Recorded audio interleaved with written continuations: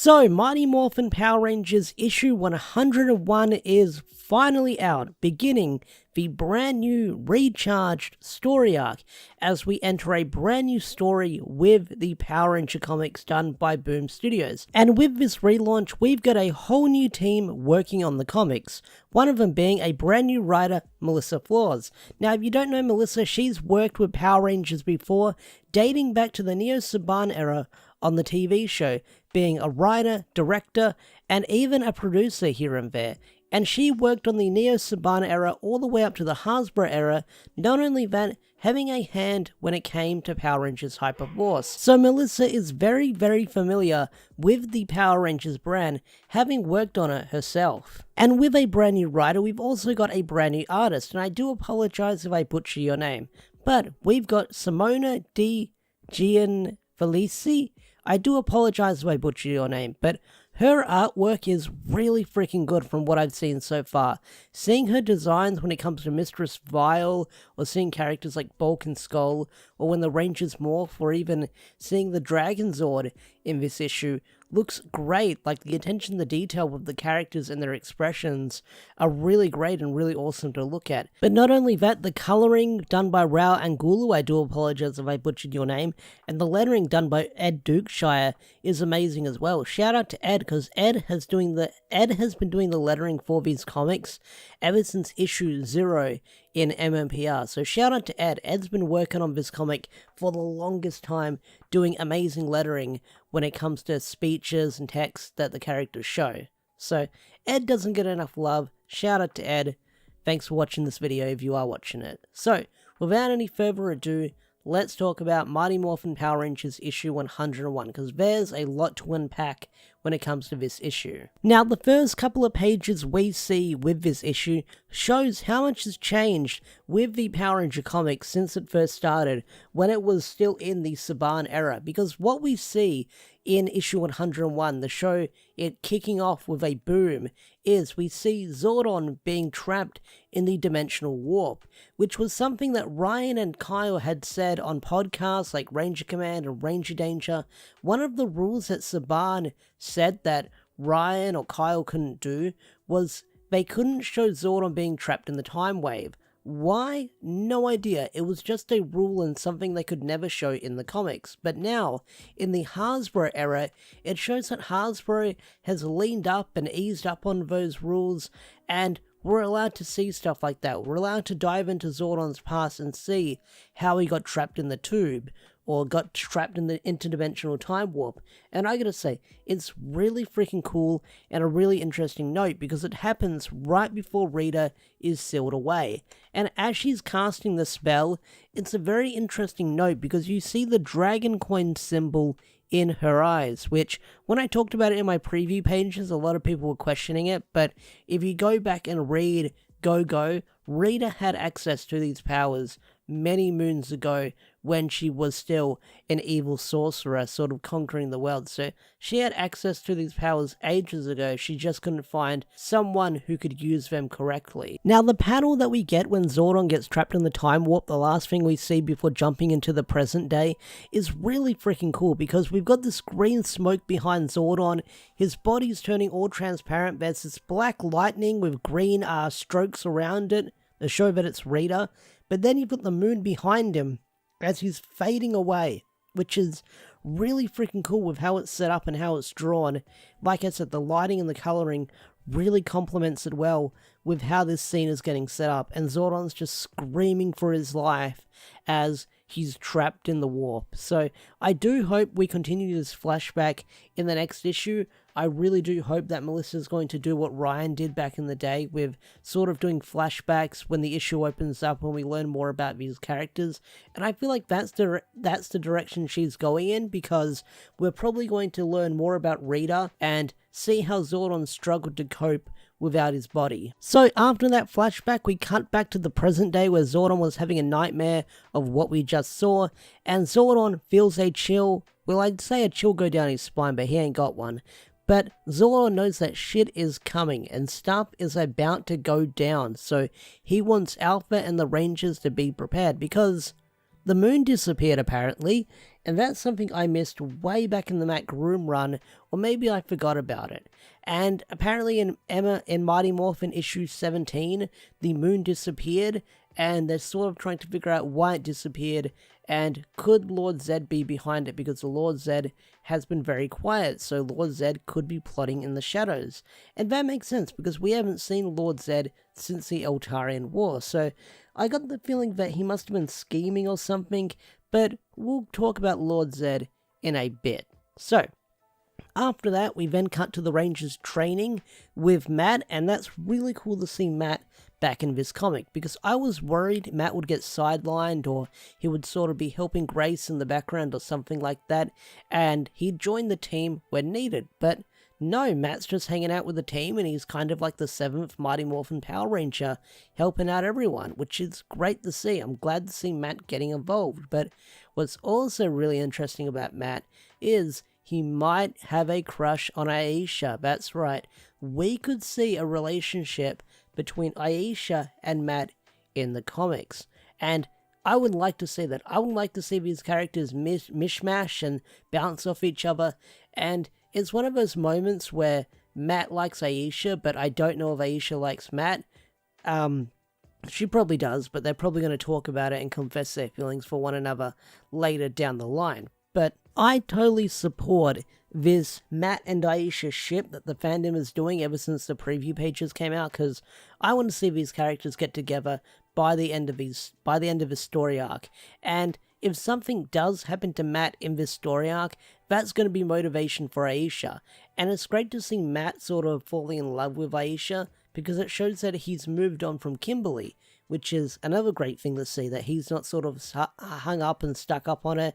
He's moved on, and he's got a crush on someone else, and it's cool to see that it's someone else on the team. Speaking of love and crushes, we cut to Bulk and Skull, and we can see that Skull is still hung up on Candace after what happened in the Eltarian War, which is cool to see it brought up again in the beginning of this brand new story arc, but that also probably hints that we're probably going to be seeing Candace again with whatever threat Rita Repulsa is going to be in this brand new story arc, because Eltar is sort of reforming and becoming the protective forces that they once used to be, now that they're under a new leadership probably, so I'm guessing that Candace is probably going to show up again in this story arc, but Skull is hung up that he probably should have went with her because she meant a lot to him, and all he does with Bulk is talk about the podcast and stuff they're probably going to do, like eating and that, so I can understand where Skull's coming from, but seeing that Candace got name-dropped in this episode, and seeing what threat we're dealing with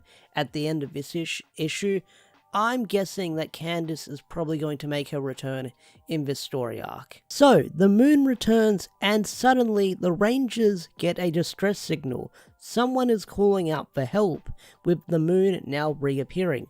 Who's calling out for help? Well, none other than Lord Zed. So, the Rangers and Zordon are hesitant that this could be a trap, because why would Lord Zed call for help? But they do say that even Lord Zed is their enemy, he's calling out for help, so they should check it out. So, off to space they go, in the Dragon Zord. So once again we get to see the Dragon Zord floating through space, but now the Dragon Zord has a bit of an upgrade, a new cosmetic you could say.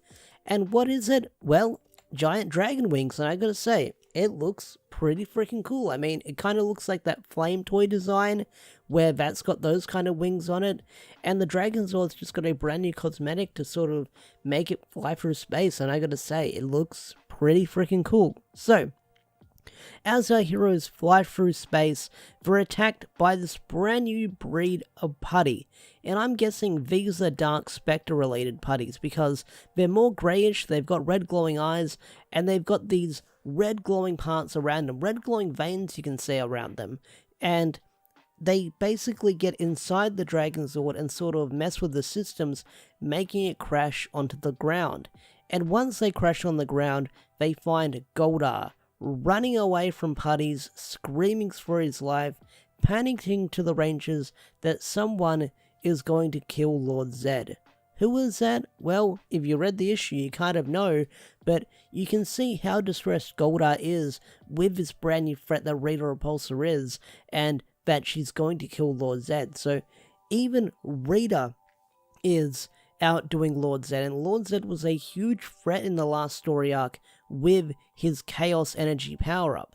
So, let's keep talking about it and dive deeper as they explore the moon. So, we've got Rocky and Aisha, and they go into the palace where we find Lord Zed's throne, you know, the throne that's an actual monster, and they encounter Finster there as well. Now, Finster in this issue, it's hard to see where he aligns because it seems like that he's the one that sort of stick the chair onto the Rangers and made it attack him.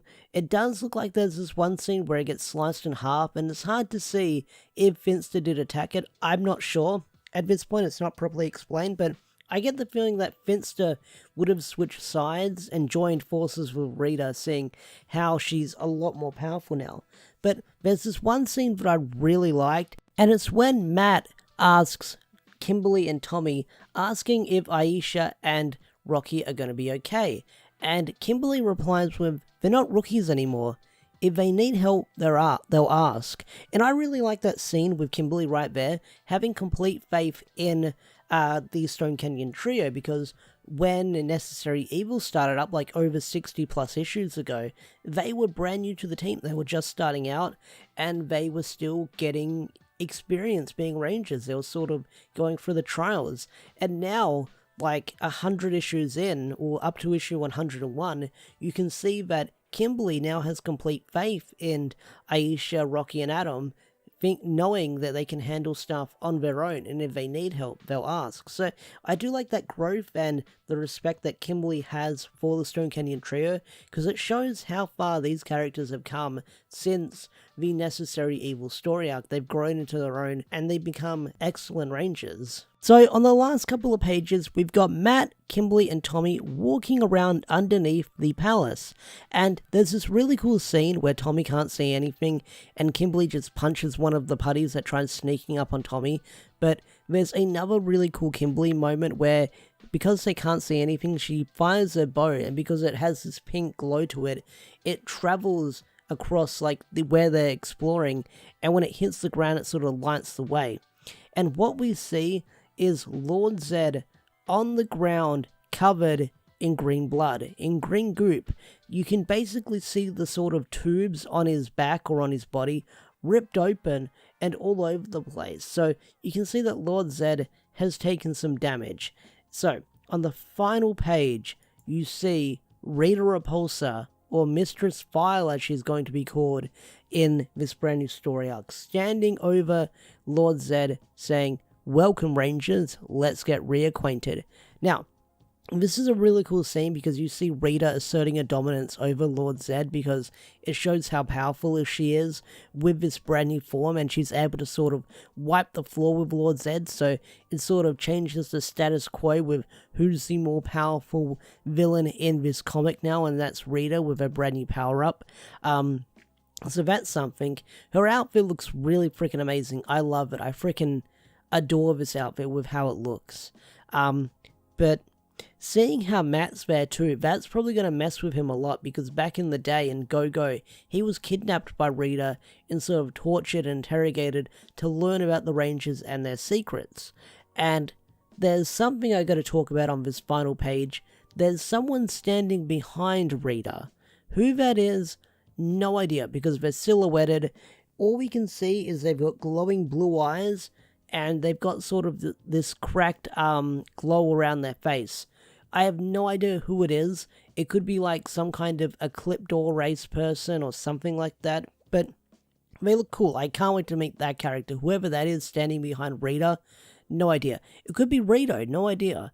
I don't think it's Rito because I can't make out the skull, the headpiece. You don't see the helmet, so this could be an entirely new character. But yeah, Rita Repulsa is back with her brand new outfit, brand new form, and she's already asserted her dominance by wiping the floor with Lord Zed, showing how powerful she is.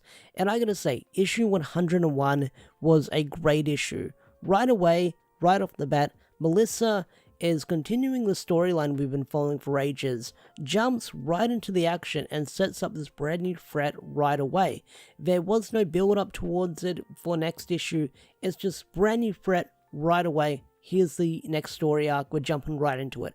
And that's what I love. That's what I love a lot. So I'm excited to see where this comic is going to go next with this brand new story arc. It definitely still has my attention, and I can't wait to see what Melissa is going to do with Rita Repulsa returning. Because one thing people say to me in my videos a lot is, oh, I would love to see the wedding retold, or we gotta redo the wedding because Rita and Lord Zed have to get married. It happened in the show, it's gotta happen in the comics. Well, seeing what happened here, I think the wedding is off. I think the wedding is definitely off, unless it already happened and this is the honeymoon. Yeah, like, this is an interesting dynamic to have Rita back on top as she enters the comics once again. So, Mighty Morphin Power Rangers issue 102. This was a freaking crazy issue. Whatever Melissa is doing with this run, I'm loving it. Wherever she is taking it, I'm loving it. And I can't wait to see what is going to happen next month with wherever this story is going to go. Because with Rita back in the story, she's already established herself as a powerful threat. And especially with the cliffhanger ending we get for this month's issue, it just shows wherever this issue is going, wherever this comic is going, it shows that Rita is going to be a powerful force to be reckoned with if she's going to get a hold of the Zeo Crystal moving forward. And not only that, she's got Matt in her clutches and she has plans for Matt. And if you're a Matt hater or you don't like Matt, I feel like this issue might win you over because Matt was willing to lay down his life for the team. And I really enjoyed how Melissa set that up at the beginning of the issue where we had the flashback where they're all at the movie theaters and they kind of ditch Matt while he gets the food, but it kind of comes in full circle in this issue where Matt was willing to lay down his life to protect his friends and let them escape, because Matt believes that himself is he's not one of the main Rangers. He's allowed to sort of stay behind and fight the good fight and be a sacrifice. So if you didn't like Matt before, I feel like this issue will win you over with the choice he made in this issue. But this issue shows how powerful Rita is as Mistress Foul now, as she's able to make short work of our heroes and wipe the floor with them instantly. I mean, she blasts Kimberly with one attack and that's able to make her demorph fully. And not only that, you've got Rita's mysterious friend who doesn't talk much, doesn't say much, doesn't show much personality, and this character has my interest as we're trying to figure out who this character is, because I don't think it's Rito, I don't think it's a race of Ecliptor, it could be that one. People are stretching really far and thinking it's someone from Power Rangers Unworthy, but I don't think it's going to be someone from Power Rangers Unworthy. That's very highly unlikely. And it looks like this guy is a cross between, like, Radiant Black and Vanitas from Kingdom Hearts. But this character's strength, Rita's new friend, their strength is pretty freaking crazy, because this guy is able to wipe the floor with Tommy and Matt. And when you see him go up against Tommy, he basically grabs Tommy by the helmet, and with a single clutch, you can see Tommy's helmet cracking and sort of busting open with how powerful this guy is. So seeing how powerful this character is and how much short work he made of our heroes shows how powerful Rita has gotten and what powerful allies Rita has found as well. But not only that, Rita also mentions in this issue that she says she's learned about the value of teamwork, and we kind of see that working with her new mysterious friend as they get a hold of Lord Zed's staff near the end of the issue, and they're able to blast Serpentera, which I'll get into as well. Now, this issue almost saw the demise of Lord Zed, where Rita was about to kill him in this issue, but the Rangers intervened. But Lord Zed cops it pretty bad in this issue, where Rita rips off his helmet and you get a Lord Zed face reveal where we see his weird, burnt, bony face. But I do like how we have Lord Zed with his helmet off, because you get to see the fear and the expression in his eyes with how terrified he is with this situation, with how powerful Rita has become. And I feel like having Lord Zed's helmet off gets to show that emotion in Lord Zed, to show how scared he was, because when Lord Zed first showed up in Necessary Evil, he was the savage one, he was the brutal one, and Rita wanted revenge against Lord Zed for what he'd done to her. So she was willing to kill him, but the Rangers intervene and actually save Lord Zed, taking him back to Earth and even into the command center, which is really crazy. But you also kind of see an alliance change in this issue where we have Babu and Goldar helping out Lord Zed, and then it looks like Finster and Squad are staying on Rita's team. So there's kind of a mutiny going on, and I can understand with Finster staying with Rita and Squat, because Squat just does whatever he feels like is best for him. I'm surprised he didn't tag along with Babu. But Finster I understand, because he's been with Rita since the beginning. So that makes sense that he would switch sides right away. Unless there's some whole double cross going on with what's happening right now. Maybe Lord Zed will betray him and this is a ruse. I don't know, but I don't think this is a ruse if Lord Zed is terrified of Rita getting a hold of the Zeo Crystal. Now, in this issue, our heroes have to escape in Serpentera. That's right, Serpentera. And I love the reveal that we get, because we had Rocky and Daisha fighting the throne monster, which meets its demise in this issue, but they'll probably come back. But I love the reveal, the turn page reveal, when you find out that it's Serpentera that they're going to be escaping on. And Serpentera does get blasted down by Rita and her new friend as they use the Lord Zed staff and Rita's wand, her new supercharged wand, and it just comes crashing down to Earth. So it hits Earth hard where it's torn to pieces. And with Serpentera on Earth, it's making me wondering, are we going to see a Serpentera and a Thunderzord combination later down the line? Or a White Tiger and a Serpentera Zord combination later down the line? Because with Serpentera in ruins, it's got to get fixed up so it can go back on the moon to sort of play into other plot lines later down the line in the series, even though the show does its own thing. You're still going to follow those events in some shape or form if they want to do that. But the Dragon Zord gets left behind because they have to go on Serpentera. And with Matt captured and the Dragon Zord stuck on the moon, I can see Matt either getting turned evil or something's going to happen to the Dragon Zord where it's going to get turned against them. Because if they want the Dragon Zord back, they're going to need Matt to pilot it, or they're going to have to go back to the moon and get it. So with the Dragon Zord left on the moon, it does leave things open for stuff to happen later down the line in the comic. So that's pretty much all I've got to say when it comes to Mighty Morphin Power Rangers issue 102. I loved this freaking issue. This issue was great.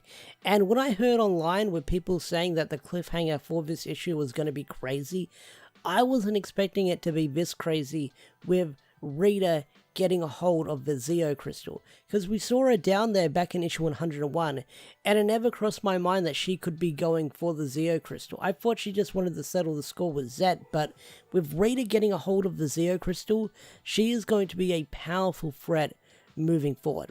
Mighty Morphin Power Rangers issue 103. Last month we had the Rangers narrowly escaping from the moon as they went up against Mistress Vile and the mysterious vessel, with Rita and her new companion getting their hands on the Zeo Crystal, but the Rangers had to bring Lord Zed with them back to the command center, and Matt chose to stay behind to protect the team, so there was some losses with their mission to the moon. And issue 103 of Mighty Morphin, I am fucking loving this comic, because the ending page made me pop. I was not expecting this character to return. This was honestly the last character I thought that would show up in the Power Rangers comic. The door was open for them to return, but seeing them return so unexpectedly, this has got me excited, because this character that just returned in the comics, Alpha 1, is definitely going to be a huge threat to the Rangers and the team moving forward. And seeing how they possibly align themselves with Rita, then that's going to make them even a bigger threat moving forward. So, let's talk about Mighty Morphin Power Rangers issue 103, the Melissa run. I am loving it. I'm still loving it. So, let's talk about it. So, the issue opens up with what I thought was a flashback back in the day of Zordon and Zolfram.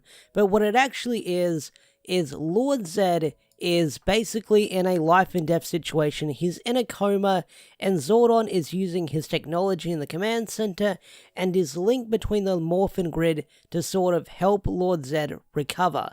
But while they have this meeting of the minds, Lord Zed explains what happened when Rita came to invade with a new Mistress Vile upgrade, and she basically stormed the place and kicked everyone's asses. But the main focus on, or the main mystery, or the main emphasis, is on the vessel. The vessel, Lord says something very interesting about them, where he says that the dude fights like an Eltarian. The way they move, the way they fight, except they fight with no mercy. Now, there's a lot of speculation with who this character might be, and my money is on Zardius. That's like the only speculation I think who it could be, because we never saw what happened to him at the end of the Eltarian War. They kind of just disappeared, and you don't see their face and they don't say a lot, so it's hard to figure out who this character is and what their connection is to being from Eltar if he fights like one. But not only that, you do see several close-ups of the character's hand and sort of on what could be their skin, and it's very blue looking, so there's a strong speculation that this character is an Eltarian, but whoever they are from Eltar, we have yet to find out. So one character that gets like a lot of development and focus in this episode, as you see a change and a shift in their attitude, is Kimberly. Kimberly is not happy with everything going on, because you've basically got Lord Zed getting patched up by Zordon, their own worst enemy, is getting fixed in their own command center. You've also got Babu and Goldar hanging out in there, and not only that, Matt has been captured, and God knows what is happening to him right now, and the Rangers can't do anything. And Zordon's plan is just sit and wait for something to happen, or sit and we'll think of a plan. And Kimberly doesn't want to do that. She doesn't want to wait. She wants to act now. And everyone is just saying, hey, we'll just wait for the Omega Rangers to come. We'll get their help. Well, let's wait on the Omega Rangers, or let's think of a plan. And Kimberly doesn't like that. And not only that, Aisha is upset as well, because you've seen recently she's had feelings for Matt, and Matt could or may not be dead right now, so no one really knows. So tensions are really high for our heroes. And like I mentioned earlier, Kimberly is going for a lot of angst and a lot of feelings in this issue, and we're going to see them come out later on in this issue, and I gotta say, it is one cool moment when we talk about it. So after that, we then cut to Rita on the moon, and she now has the Zeo Crystal in her hand. So how she got a hold of the Zeo Crystal is the vessel grabbed the Zeo Crystal, and basically their arm got banged up and damaged really badly, but them sort of taking the blow from the protective barrier from the Zeo Crystal allowed Rita to get it in her hands. And Rita knows of the power of the Zeo Crystal, and she has plans for it. She knows that this Zeo Crystal is basically a key to a door that can unlock all sorts of power. So with Rita holding the Zeo Crystal in her hand, you can tell that whatever she's got planned, things are gonna get messy, that is for sure. So yeah, Rita's got the Zeo Crystal, that's crazy. Like, my speculation is she's going to take it the Dark Specter, and that's sort of going to lead into Dark Specter being revived or getting boosted by the Zeo Crystal, or Rita's going to use the Zeo Crystal for her own intentions. So it's cool that we're seeing the Zeo Crystal come into play so early in the show, but not only that, we're seeing the Zeo Crystal fall into the hands of a villain, which was something that they sort of said, we mustn't let it happen, and now we're seeing the Zeo Crystal fall into the hands of a villain, which is nuts, and I can't wait to see what potential they're going to unleash with the Zeo Crystal in their hand, because we saw the Zeo Rangers use their powers, but now we've got a villain using it, and I can't wait to see what Melissa is going to do with Rita now acquiring the Zeo Crystal. So after that, we then have Finster and Squat talking, and we do see Matt sort of being interrogated and his will being stripped away by Finster by some strange green lightning and candles surrounding him, so some kind of spell is being put in process right now. But Squad is kind of curious why the vessel doesn't talk, because apparently the character hasn't said anything since they arrived, and they've stayed true to that, where they haven't said a word since we saw them debut in the comic. And Finster says, well, there's probably not much for him to say, and he's just serving Rita, which is what he should be doing.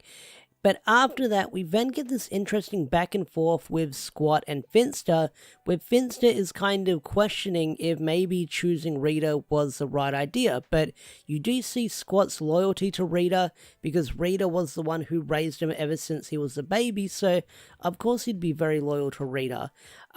But Finster does say, hey, you shouldn't listen to Goldar. Goldar's a fool, and whatever Mistress Vile has planned, whatever Rita has planned, you definitely don't want to be behind Zed or the Rangers when it happens. So, yeah, that was a really interesting back and forth that the characters had, but it's interesting to see Squat having, like, second thoughts on with everything going on.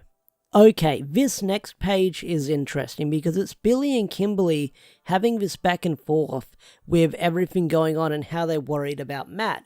Because Billy has ties to Matt because Matt basically watched his back throughout high school and looked out for him. But before that conversation starts out, you find out that Billy has upgraded the wrist communicator to get in contact with the Omega Rangers while they're out in space. But Billy says this, saying that the Omega Rangers are in the depths of unknown space, searching for what is basically a phantom, but they said they'd check in.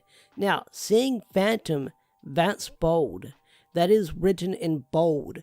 So does that mean that the Omega Rangers are out searching for the Phantom Ranger to look for more allies with everything going on? Because the last time we saw the Phantom Ranger was in Power Rangers Unlimited, well, in this main timeline, was in Power Rangers Unlimited Edge of Darkness, and he kind of knew that Dark Specter was coming and he had been resurrected.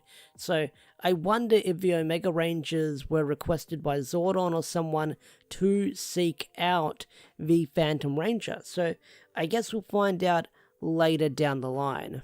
So after that, Grace waltzes into the command center and she's pointing fingers at Zordon saying, hey, this isn't the first time you've sent Rangers to the moon to die. And Zordon's response is, well, I'm not the one who gave Matt the morpher. And then Grace goes silent. And I gotta say, the artwork in this issue, or ever since this arc started by Simona, is freaking amazing. And especially in this issue where the tensions are rising and the stakes are high and you can see the expressions on the characters' faces, they're drawn really well. There's even one done for like comedic effect for Kimberly when she's looking at Lord Zed on the operation table. She's got this grossed out look on her face. That's a really good look you see on Kimberly as well. But the artwork has been on point this story arc, and I gotta love it. So, anyways, the artwork is cool, but back to the plot, back to the story. So, after that, we run into a character I was not expecting to see after issue 100 so soon, and that was Jason. And we see Jason, he's just out for a jog, and Bulk and Skull want him to teach them karate again. And Jason says, hey, didn't I already try teaching you karate once? And Bulk's reply was, yeah, but that was back before like the Power Rangers showed up, which is a nice little nod to Day of the Dumpster. But as they're talking in the park, a monster shows up made out of crystals.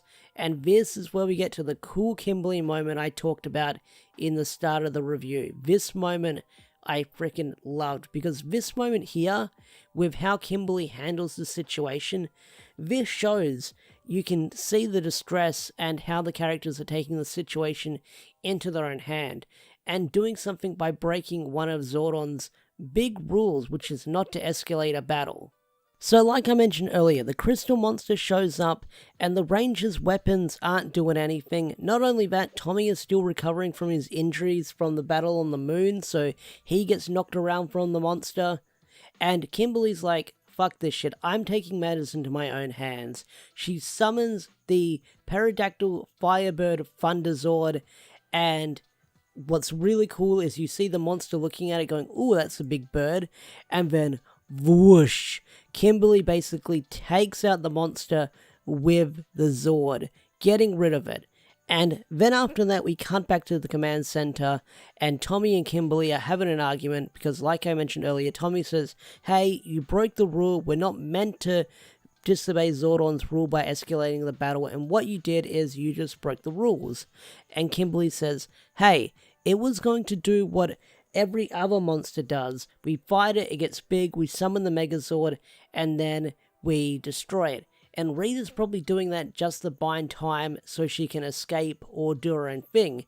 And she's kind of right, that is what Rita did. That's why she summoned the monster, to distract the Rangers so she can get away, because we find out that she's not on the moon anymore. She's barely even able to get tracked because Grace put tracking devices on the Green Ranger suit, which is so expected of her, to be honest. But yeah, that fight between Tommy and Kimberly is really tense, to be honest. And you can, like I said, because Matt is captured, tensions are rising and heads are going to butt. And to see Kimberly and Tommy go at it is really interesting, to see these two characters at each other's throats, because Kimberly still cares about Matt. They're still good friends. And the fact that Tommy sort of wants to twiddle his fingers around and wait for Zordon to give orders or wait to figure out what's the right thing to do, I can understand why she's pissed off. So after that, things take a very interesting turn, because like I mentioned earlier, they can't track Matt and Rita, but then they get a distress call from the Omega Rangers, and we see the red Omegazord all banged up and looking pretty damaged. So the Rangers have to sort of postpone their search for Matt and go to the planet Castine. And what we find is the red Omegazord all damaged, all banged up. And then suddenly we hear singing, and we see the wreckage of the Megazord and a fire inside of it. And then we hear someone call out to the Rangers saying, "Who's there? Is that you, Zordon? I'd know he'd send you." And then on the final page, we see the return of Alpha One, who says, "I knew I would have my revenge." And that just freaking popped me, like I said. When I saw that page of Alpha One returning in the comics, I got really giddy, I got really excited, because I was not expecting this character to return in the comics. Like, I knew he'd be around and I knew he'd be open for like another story arc later down the line, but to see the character back so soon and seeing how he's messing with the Omega Rangers and formed an alliance with Rita, possibly, that's something to take into account. Now, there's probably going to be someone or some people in my comment section saying, that's broken, that Alpha One, a robot, could take out the Omega Rangers, Red Omegazord, and I can understand how he probably did it. He probably set a trap for the Omega Rangers, because they are traveling the galaxy, they are helping people, they are possibly looking for the Phantom Ranger, so Alpha One was probably smart enough to spring a trap on them by listening in to their signals and finding them out there. Because if Alpha One has been in space the whole time, then no doubt about it, he probably knows how the Omega Rangers operate and had this plan sprung from the get-go to get them. But I really hope that Trini's okay, because it is the red Omegazord damaged, and you don't see the other ones. But I can understand why it's Trini's Megazord being damaged, because she was a part of the original team, so no doubt about it, he wanted to get his hands on some of the original Rangers in any shape or form possible. But Alpha One is back, that's freaking cool. I can't wait to see where the arc is going to go next year in 2023 in the January issue. So it's finally here, Mighty Morphin Power Rangers issue 104, and I gotta say, this issue was quite the interesting one, because the whole premise and the whole plot of this issue mostly takes place in a flashback, and what we see in this flashback is how Rita becomes Mistress Vile. But not only that, I really enjoyed what Melissa did with the character interactions. You kind of see the chemistry that Rita and her father has. You get to see Divatox in this issue, which we'll get to in a bit. We see a bunch of other characters from later Power Rangers seasons making some cameos in this issue, but not only that, it sort of bridges the gap, and you sort of find out how Alpha One made it on the scene. You find out how Rita met the vessel, although that's kind of left a bit of a mystery at the end of the issue. But not only that, this issue, with the story that Rita was telling to Matt, it kind of sets up on the path she wants him to go on. And I'll talk about that in the review with my thoughts on the whole Matt situation, because every time I bring it up in a preview or a theory discussion, a lot of people get upset about it, but I'm going to break it down and give my opinions on it, but probably try and persuade other people's opinions and sort of make them think that this isn't another Tommy situation. Rita has plans for Matt, but it's not going to go in the same direction as Tommy Oliver. I don't think she's wanting to do a Green with Evil 2.0. She wants to go in a different direction with Matt and make him the next host for Dark Specter. And that's kind of the plan she sets up in this issue throughout the flashback. So let's start from the beginning and move forward. So the issue opens up with the Master Vile spaceship towing the Dragon Zord through space. And I gotta say, it's a really funny visual of seeing the Dragon Zord being towed through space with a spaceship shaped like Master Vile's head. I gotta say, it's a really wacky visual. I freaking love it. But inside the spaceship, you've got Rita trying to manipulate Matt to come to her side. Now you've got this giant green cloud around him, and there's been a lot of mixed opinions with this in the fandom. If Matt is going to turn evil, we're getting another Green with Evil 2.0, but if you read the flashback and pay attention to it, and the story that Rita is trying to tell Matt is that they're two sides of the same coin. They're kind of alike, as they've been discarded and abandoned, and like she says, you are powerless, you're the spare. Wouldn't you like to be enough? So she's trying to convince him that he is worthy to be his own. Like, he doesn't need to rely on the others, because she sort of makes it seem like they've abandoned him. And a lot of people, like I mentioned before, they're worried that this is going to turn into a Green with Evil 2.0. But if you go back and read the Ryan Parrott run, one thing that Rita was upset with when she had Tommy under his control is he was kind of like a mindless puppet that would agree with her when she would ask an opinion. Like, Tommy would say, yes, Empress, yes, my mistress, and such. With Matt, she's kind of using emotional manipulation to sort of make him turn to her side.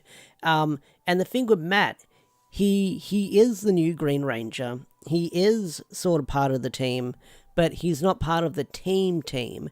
And she's making it seem like that the others don't need Matt, and they've abandoned him. So, no doubt about it, she's sort of softening him up if he's going to be the vessel for Dark Specter. So, that should be really interesting to see if Matt does become a vessel for Dark Specter, because that's been my speculation for the longest time, and I think it's been hinted at with the solicitations. We just don't know yet. But I think we're not going to get a Green with Evil 2.0 where Tommy's like evil for the sake of being evil. I feel like this is going to be Matt sort of turning to the dark side because Rita sort of messed with his head and played a shit ton of mind games with him by making it seem like that his friends had abandoned him, and him and Rita are two sides of the same coin, and they're not so different after all. That's my speculation. That's my TED talk for the Matt thing. But let's dive into this flashback, because the flashback is quite the interesting thing to talk about. It's like the main meat and potatoes of this issue as we see how Rita becomes Mistress Vile. So the flashback opens up with Rita sort of reflecting on her life as she's in the dumpster that Lord Zed trapped her in. And what we get is this awesome 2-page spread of from when Rita was born to when Lord Zed sort of banished her into the dumpster. And I gotta say, seeing these moments redrawn in the comics is really freaking cool. I really enjoy it, because there's moments from Go Go, MMPR, there's a moment that's from the sort of one-shot that's in Go Go Power Rangers Deluxe. I think that's what it's referencing. There's a lot of cool moments recreated here that we see throughout the series, and it's really freaking impressive. I really like it. I'm hoping that later down the line, we get to sort of see the sort of the speech bubble-less version of it, and we get this awesome sort of 2-page spread poster of it that I would love to set as a wallpaper or something on my desktop. This looks lovely. I would love to get this framed. It would look really freaking cool.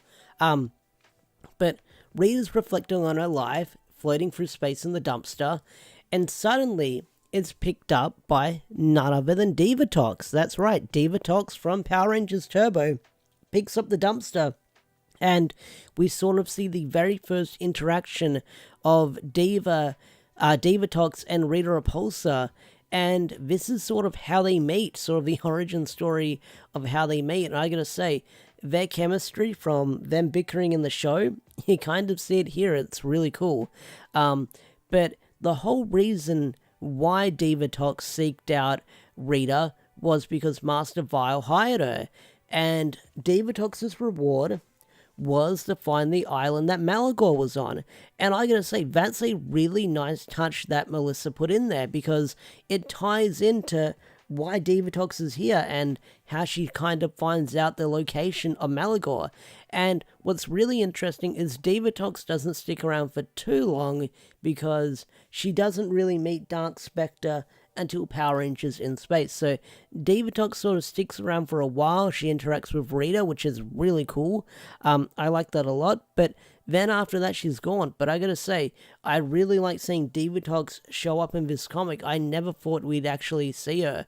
We've seen other characters like Elgar and stuff show up in Mighty Morphin before as background characters on Brielle, but seeing Divatox here was pretty freaking cool, because when I saw that ship in the preview pages, I was thinking, oh, that's just a little cameo that the artist put in there. We're not going to see Divatox in here, but no, we actually do, and she kind of plays a role in this issue. So we get to see Gamma Vile. I'm guessing this is one of the planets that Master Vile rules, and I gotta say, it's a interesting looking planet, but we get to see the interactions between Rita and Master Vile. And because Master Vile is still trying to find a host for Dark Specter, he's gone through a couple of people, and one of them being Rito Revolto, and a character called Mal. Now, Rito being a vessel for Dark Specter is very interesting, because it didn't work apparently, and Rita brings this up by saying his body was burnt, he's nothing but bones, and you fried half his brain. That's why he's so stupid. And that's a really interesting touch to the lore, because I thought that Rito was burnt because of that story that Rita told in Go-Go with the pet dragon, but no, apparently it's because Master Vile tried turning his own child into a host for Dark Specter, which is something he's been doing, like fucking women and plowing women and sort of making this offspring to be the vessel for Dark Specter, and that's sort of been his motivation throughout the series, or throughout sort of to bring back Dark Specter, which is a really interesting note. And Master Vile mostly looks down on Rita. He uses her for her own personal gain. They get what he wants, and you see that throughout the issue. But we get to meet Master Vile's new best friend, Alpha One. And I gotta say, I loved seeing Alpha One in the sort of Master Vile outfit. He's sort of got the shoulder pads and the cape and sort of the symbol on there. So I can just see Master Vile adopting Alpha One and being like, I shall call him Mini-Me. But Master Vile is freaking insane, and even Rita calls him out on it by saying, hey, this is a robot. Do you know that robots don't have souls? But Master Vile's like, yes, but he's evil and hates Zordon, so he must be a good vessel. And Rita's like, God damn it. But even Alpha One thinks he's suitable for being a vessel, but Rita's like, it's not gonna work. Even if you do have a soul, Alpha One, Dark Specter is going to rip it apart and you'll be left to nothing. But Alpha One's like, oh yes, but I hate Zordon and I must destroy the Rangers. And Rita makes a comment saying, hey, you're a survivor. You survived Zordon and you survived being defeated by the Rangers. You and me are kind of alike. We've got that in common. We're both survivors. Keep that in mind. So Rita's got this mindset throughout the issue is, I'm a survivor. And you kind of see that near the end of the issue, where she sort of uses this story to sort of help persuade Matt turn to the dark side. But Master Vile is dead set on making Alpha 1 the frickin' vessel for Dark Specter, which is really interesting. I do like that. But what we do get to see is Rita in this sort of different outfit that's not her usual one. It's kind of like a robe and a hood, and we get to see her white hair, which I really like this look for Rita. You do see it in the one shot in the Go-Go Deluxe of Rita in the white hair outfit, and I gotta say it's pretty cool because it's Rita without the silly goofy hat. It looks pretty snazzy, I will say that. But we have freaking Dark Honda showing up on here with some freaking, is it Quantrons from not Lost Galaxy, in space. We see them here, which is pretty cool.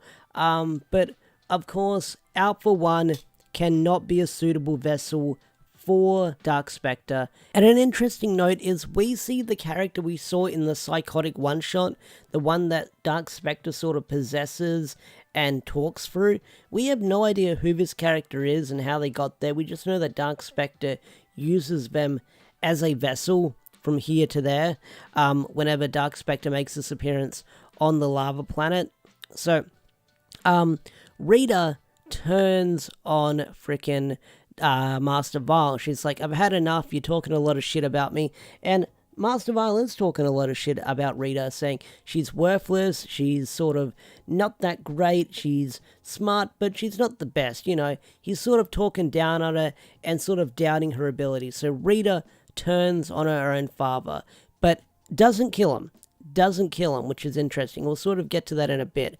But I do like the sort of back and forth and the fight that Master Vile and Rita has, and Rita is probably not strong enough to defeat Master Vile at this point, so Alpha 1 steps in and stabs Master Vile, but Master Vile does not die, and Rita basically removes the memories of Dark Specter in this event from his mind, which is really interesting. But I do like how sort of Alpha 1 comes to the aid of Rita to help her out, which I thought was really cool, because he sort of takes that lesson that she told him a couple of pages ago, and he makes a choice. He chooses a side, which is Rita. But Rita says, hey, I'm not going to be your vessel. I am Mistress Vile. I'm going to sort of carry on my birthright and do what my father was set to do, but better. And then we get this awesome transformation on how we see Rita Repulsa turning into Mistress Vile. And once again, I freaking love the outfit, and I like seeing the origin of this story, because I knew that Dark Specter would give her some kind of upgrade later down the line, but seeing how we get to this moment is really cool as well. So the flashback ends with Rita and Alpha 1 going to the planet Berserk, and what they find on this icy planet is the vessel trapped in ice. And Alpha 1 questions, what is that thing and how is it going to help us? And Rita says, that is nothing but a trophy now. It is a tool that will help us. You need not to be afraid of it. To take hold of our destiny. So that's where the flashback ends. And then the final page is her sort of telling that story to Matt, saying, hey, you've been discarded, you've been left behind, you are powerless, you're the spare, wouldn't you like to be enough? So that's where it ends. Overall, I really enjoyed this issue, and seeing how we finally got to see how Rita became Mistress Vile was a really interesting backstory that Melissa told.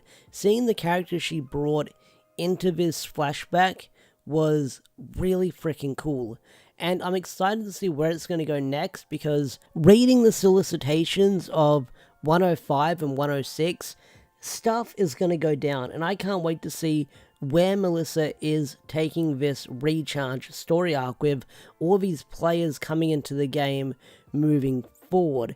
And I'm guessing the next story that we're probably going to find out is what happened to the Omega Rangers, and then maybe we'll jump back to the Alpha 1 stuff where the Mighty Morphin team ran into them, on that planet. But overall, this was a solid issue. Once again, I'm enjoying the Melissa run. I'm loving it, and I can't wait to see where it's going to go next. Mighty Morphin Power Rangers issue 105 is out now, and it's crazy to say that because it feels like only yesterday I was talking about issue 104. But issue 105, once again, Melissa smashes it out of the park once again with another solid, fantastic issue. And the best way to describe this issue is it kind of feels like the closing act of one chapter as we learn some brand new information that is going to play a role in this current story arc moving forward. Because although the cover had Rita and Rita and Matt on there, they had absolutely nothing to do with this issue. It's just a really cool looking cover. And that's the thing with comic covers. They usually trick you with how cool they look, and I've fallen for it several times when talking about previews. But this issue was great because not only that did we get some really cool character interactions and some cool banter between some characters here and there, we got to see a brand new Zord combination between the Omega Blue Ranger Zord and some of the Thunder Zords. And I'm going to say, it looks pretty freaking cool, and we'll definitely talk about it in the review, so stay tuned for that. So, well, without any further ado, let's talk about it, let's recap, let's review, let's discuss Mighty Morphin Power Rangers issue 105. Let's go. So the issue opens up in kind of a small flashback where we see the Omega Rangers training, and we see our brand new yellow Omega Ranger, Kelvar. And I really love the relationship between these Omega Rangers because it's a nice little family they've got going on. But not only that, you kind of see the role that Trini and Zach have become as the Omega Rangers. And reading this issue, Trini sort of came off as the mother figure of the Omega Rangers, how she cares for the team and she's proud of everything they do. But not only that, we also see a relationship blossoming between Zach and Trini. Now, if you read Mighty Morphin Pink back in the day, you saw that these two characters were in a relationship, but in this issue, you can kind of see that relationship blossoming as the two characters have been through a lot. Now, one of my biggest, small nitpicks with Mighty Morphin Pink is how Zach and Trini dating kind of came out of nowhere. But if you've read Go from start to finish and you've been following the Power Ranger comics from start to finish, you can kind of understand where these two characters are and why they're dating now, or kind of sort of dating. It's not confirmed, it's not denied, but something's going on between the two of them, I will say that.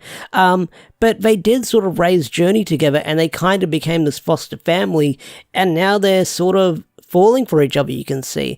And I do love the scene where Trini kind of blurts out where she dated Jason, and she says it was for a hot minute.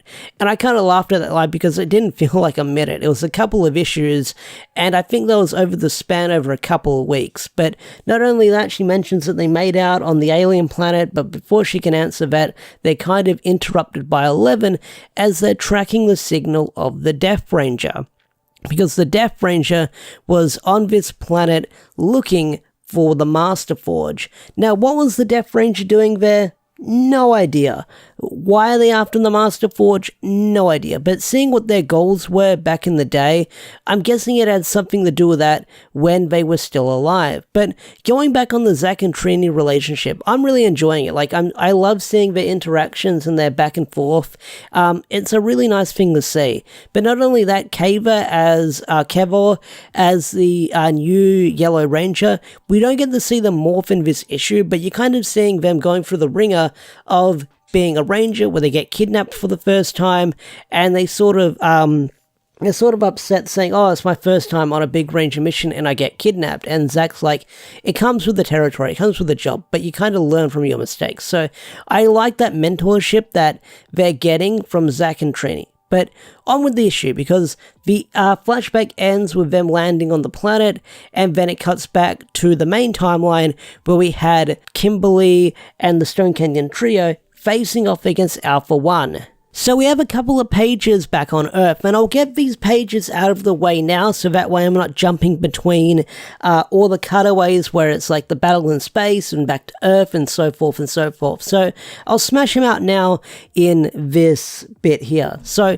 we cut back to Earth, and Tommy and Billy are having a discussion, and Tommy kind of regrets staying behind because he's unsure if Kim is able to handle whatever's out there, because if they were able to defeat the Omega Rangers, and they're the most powerful Rangers they know, then it must be something powerful out there. But Billy reassures him, saying Kimberly's a good leader, she can handle whatever's out there. But Tommy is in no condition to fight because after what happened at the start of this arc, he's still a little bit banged up. But Billy makes note that his White Ranger powers has already began healing up Tommy's body. Now, I don't know if this is the White Light or the White Ranger powers themselves, but it's an interesting note that Tommy's got powers that can heal himself, and I'm unsure if the Rangers have these special powers as well, but Tommy does have the White Light, and that was kind of like the most powerful Ranger up until a point until the Omega Rangers were introduced in this comic. But Tommy and Billy have a discussion about keeping Lord Zed here, and they say that Grace is going to move him back to Promethea once he wakes up, which is something that happens in this issue. Lord Zed wakes up, and he's in no condition to fight with Zordon, and he kind of gets put away into a van near the end of this issue, going with Grace. Now, we've had a couple of Lord Zed and Grace interactions, but this will be like a proper Lord Zed and Grace interaction where Lord Zed wasn't there to fuck shit up like he did at the start of the Mighty Morphin run, when he sort of snuck into Promethea that way, or worked with Grace back in the day. I'm sure they had some kind of interaction off screen when Lord Zed put the big dome over Angel Grove, but I'm hoping we get some good like back and forth and some good like wisdom and sort of reflecting between these two characters, because some of the latest solicitations are kind of teasing that Grace is going to sort of fix up Lord Zed, which should be interesting to see, but I'm curious to see what kind of interactions Melissa is going to give Lord Zed and Grace, because we've never seen them interact properly on screen, having a good back and forth, and with the state that Lord Zed is in, I am curious to see what these two characters are going to say to each other. Now, there is a funny gag in there where Tommy says Alpha must be blowing a circuit right now, and then we cut to the next page, and we have Goldar and Squat in jail, and they're just getting fed like kings right there. And this is going to make me sound like a crazy person. I didn't notice the speech bubble that there were buckets of ice cream. I had a little joke in my head thinking that, holy shit, Alpha's given him a shit bucket and he's in jail right now. That's where my mind went to. I was like, oh cool, Goldar's got a little shit bucket in jail. That's kind of funny. But no, it's a carton of ice cream, because like Alpha's just been feeding them like kings, and they're just sort of dining out in the jail cell, which is kind of funny. It was a good gag. But then after that, we get this interesting back and forth between Tommy and Billy, where Tommy asks Billy, hey, why did you stay behind? And Billy says, I'm more useful here keeping an eye on Lord Zed and scanning for Matt or Rita, rather than out there swinging a power lance. But Tommy says, but you've been doing that more and more. Is there something you want to tell me? And Billy retorts with, is there something you want to ask me? And Tommy just goes, no, making sure we're not losing you too. And Billy says, we're more than our suits, Tommy, but I still love being a Ranger more than anything. And Tommy just apologizes, saying he doesn't know what's wrong with him. But Billy says, it's easy to focus on what we've lost instead of the good we do, but we can't give up hope because you were right. That's what's keeping us from becoming the monsters we fight. So I really love that back and forth that Billy and Tommy had in those couple of pages, because it is kind of hinting at Billy eventually stepping down when Zeo comes around and he becomes sort of like the tech guy on that team, and Rocky becomes the Blue Ranger. So it's some cool foreshadowing that Billy is going to sort of leave the team eventually. And we had this discussion near the end of the Matt Groom run, where like we had scenes where Kimberly and Billy were sort of talking about life after being a Ranger. So Melissa is sort of planting those seeds once again with these characters, and I really like that. Alright, we're almost 10 minutes into the video. Let's talk about the fight with Alpha 1, because it is a really cool fight. And once again, the artwork done by Simona in this issue is freaking amazing. They nailed it. I love it. It's freaking fantastic with the expressions, and not only that, the coloring and the lettering is great as well. So, the Rangers charge in against Alpha 1, and Alpha 1 is easily bodying him. He's sort of using his tractor beam laser to sort of mess up their suits really bad. Like, there's this one shot where Rocky's getting hit, and sort of the material on his gloves is starting to tear apart, which is really cool to see. Like, it's not a cracked helmet, but it's sort of like a torn up glove, which is something you usually don't see. Well, you do see, but it's interesting that you're seeing him take that much damage, but it's tearing up the glove. You get this really sort of comedic, funny scene where Adam sort of slides in there, and he does like a nut kick to Alpha 1. I'm like, how the fuck is that going to work? He's a robot. He ain't got those. He ain't got those, Adam. That's not going to work. But then it gets even crazier, because Alpha 1 does what he did back in Go-Go, and that is sort of using all the tech around him, and he basically uses the wreckage of the Megazord to sort of form this body for him. And then after that, he just keeps wrecking shit. And things seem pretty hopeless for our heroes until Kimberly gets a tap on the shoulder, and you see Yale charging in there with the Megazord, and Yale just starts beating the shit out of Alpha 1, and it's pretty freaking cool. But Yale isn't strong enough, and then we get this awesome turn pager reveal where we see the Thunderzords of the 4 Rangers on the moon form together with the blue Omegazord, and we get the Omega Blue Thunder Omegazord formation. And I gotta say, it looks pretty freaking cool. I like it. I freaking love it. This design looks freaking amazing. It's so cool to see. I've always loved the Omega Ranger Zords because they're so Evangelion-like, but not only that, we get this cool combination between the Thunder Zords and the Omega Zords. So once again, we get a brand new original Zord combination, and it's so cool to see. Like, I just love the pose it's in while holding the sword. That looks freaking amazing as well. Hasbro, I know you've been catching a lot of flack online with your quality control, but it's been a couple of years. Why have we not seen any Omega Ranger figures or Zap Omega Zords announced for the Omega Rangers? Please, Hasbro, do it. I'm asking nicely, please. Once you get your quality under control, maybe we can see some Omega Zords or some Omega Ranger figures later down the line. We'll talk about the quality control in a different video, maybe. I think it's been talked about to death. Everyone's talked about it. But this brand new Zord design looks freaking amazing. Like I said, I love Evangelion. I love sort of the combination it's got going on for it. It looks pretty freaking cool. But it smokes Alpha 1 with this brand new Zord combination. And all he's left is a head. And we have Trini walk up to it, and she wants some information because Alpha 1 knows some shit. And what we find out is really interesting.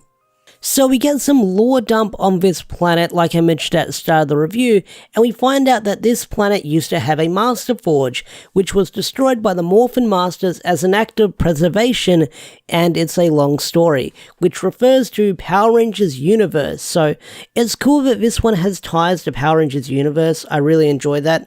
I think that's cool, that everything from each different Ranger series is tying together through each story arc, through each different comic, is all tying together into this one main story we've got going on in this current arc. I really like that.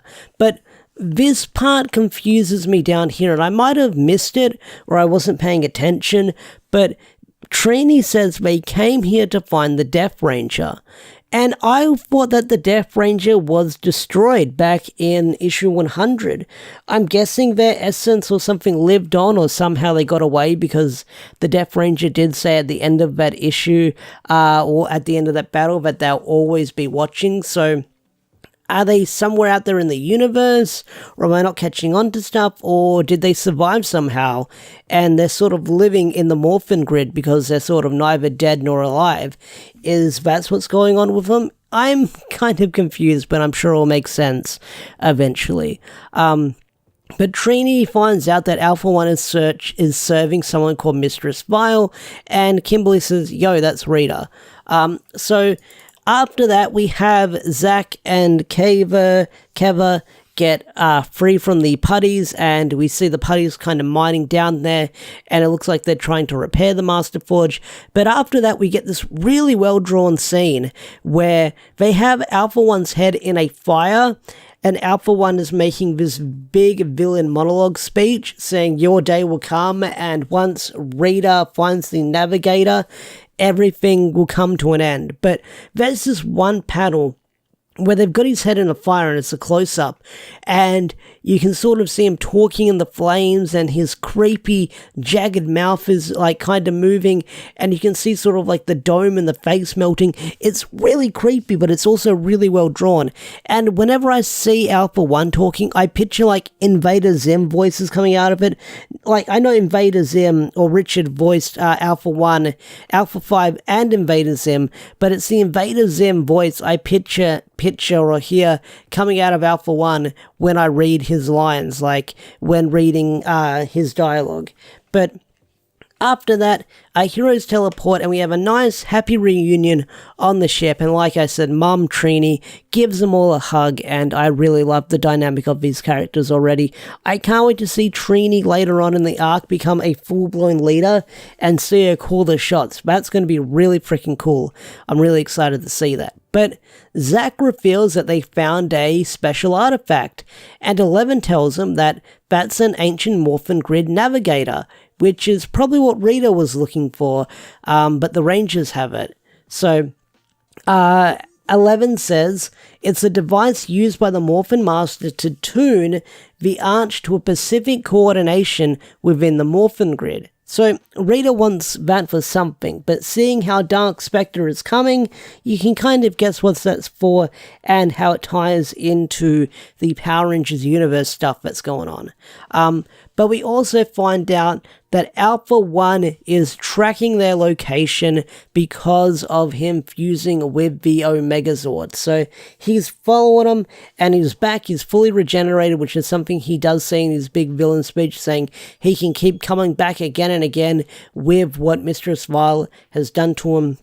But you have this scene where he's talking to Rita at the end and the vessel is watching. So that's where it ends off at. So once again, like I said, this issue did kind of feel like a closing act for everything going on.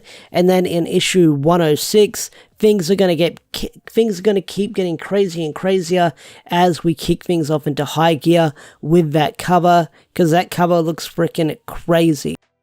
So today's been a crazy day for Power Ranger fans. Not only did we get Mighty Morphin Power Rangers issue 106 dropping, we also got the trailer for Mighty Morphin Power Rangers Once and Always, the 30th anniversary special reunion, dropping as well. So if you haven't seen my reaction to the trailer, go check it out. I've got more Once and Always content planned along the way, so if you're a fan of that special coming out, be sure to subscribe to the channel if you're new for more Power Rangers related content. But today, we're going to talk about the comics because this issue was freaking crazy. Not only that, it ended on a crazy cliffhanger, and that was Zed, Lord Zed, morphing into a Ranger. So, if you remember at the end of the Eltarian War, Lord Zed sort of left a something in the command center, and we had no idea what that was going to be. It was kind of left a big mystery, but in this issue that mystery is solved, and apparently it was a morpher, a sort of reverse morpher, a Z design morpher that allows Zed to transform into his own Ranger form. That's right, Lord Zed morphs into a Ranger in this issue, and I gotta say, his design looks pretty freaking sweet. But that's on the last page. Let's take it back a bit and sort of recap, review, discuss issue 106 of Mighty Morphin Power Rangers. Let's go. So the issue opens up with a battle between Lord Zed and Rita Repulsa, and this is how we sort of see Lord Zed recruiting Rita into his ranks. And this battle is sort of like referenced later on in the issue because Lord Zed puts it this way. He says that Rita Repulsa is a monster of his own making. Time after time he showed her mercy, and now he's paid a heavy price for it. So he's saying because he never finished off Rita when he had the chance and sort of showed her mercy for every stuff up she ever made, this is coming back to haunt him and sort of bite him in the ass for letting her live all those times. So I do like how that flashback comes into play later down the line, but it's also kind of cool to see the battle that Lord Zed and Rita had back in the day and sort of how he recruited her, because Rita was very faithful to Master Vile, her father, and you sort of see her sort of get persuaded to join Lord Zed's side, because Lord Zed says to Rita, you can do much greater if you work for me. So that's where that flashback ends. Meanwhile, in the present, you can see sort of like the tension between with what's going on, because they're still sitting around, they still can't go out and find Matt, and even though they found the Master Arch or the Navigator, they get the lore for the Master Arch and the Navigator in this issue. But not only that, we also find out that Grace sort of went to that planet ages ago and started digging about in the ruins, and then we find out later on in the issue that she found her own sort of Navigator.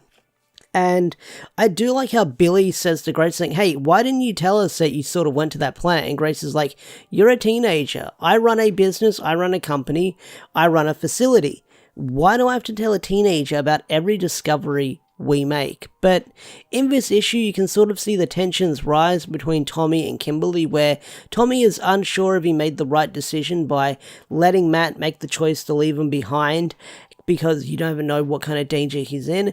And then you've got Kimberly, who doesn't want to sit on her ass and do nothing because Matt's out there, and she doesn't know what horrible things are being done to him right now. So there's sort of that sort of point of view for these two characters. Meanwhile, you've got Zordon, who's terrified, and Grace even points it out to him, saying, hey, you're scared about something, or you're not doing this for their protection, you're doing it for your own protection as well. And Zordon's right, because Zordon does say, Rita's sort of tapped into the Morphin Grid, she's looking for a Navigator, she's looking for the Master Arch. If she finds a way to bring Dark Specter into this universe, we're all done for. The universe is done for. So once again, they're hyping up with how much of a big threat Dark Specter is, which is something I really freaking love, because Dark Specter has been hyped up as this big bad villain in the comics, because the Mighty Morphin team have never run into him, so they don't know the extent to his power. But if he comes into this universe, we kind of know what's going to happen with Power Rangers in space later down the line, but he's built up to be this bigger threat than he was in the TV show, and I kind of like that. I like that a lot. But going back to the whole Lord Zed and Grace interaction, I freaking loved it. One thing I love about Melissa's writing with this run is the interactions that the characters have with each other. Like, when Grace is having that discussion with Zed, Zed's like, the only thing I have in mind is vengeance. And once I'm get out of here, I'm going to go mess up Rita and make her pay. And Grace is like, you're talking pretty big for a guy that nearly died a few days ago. And Zed's like, I've got my own strategy, don't worry. But once I deal with Rita, I haven't forgotten about you. And Grace just simply replies with, it's a shame because I've already forgotten about you, but thanks for Serpentera, we're gonna put it to good use.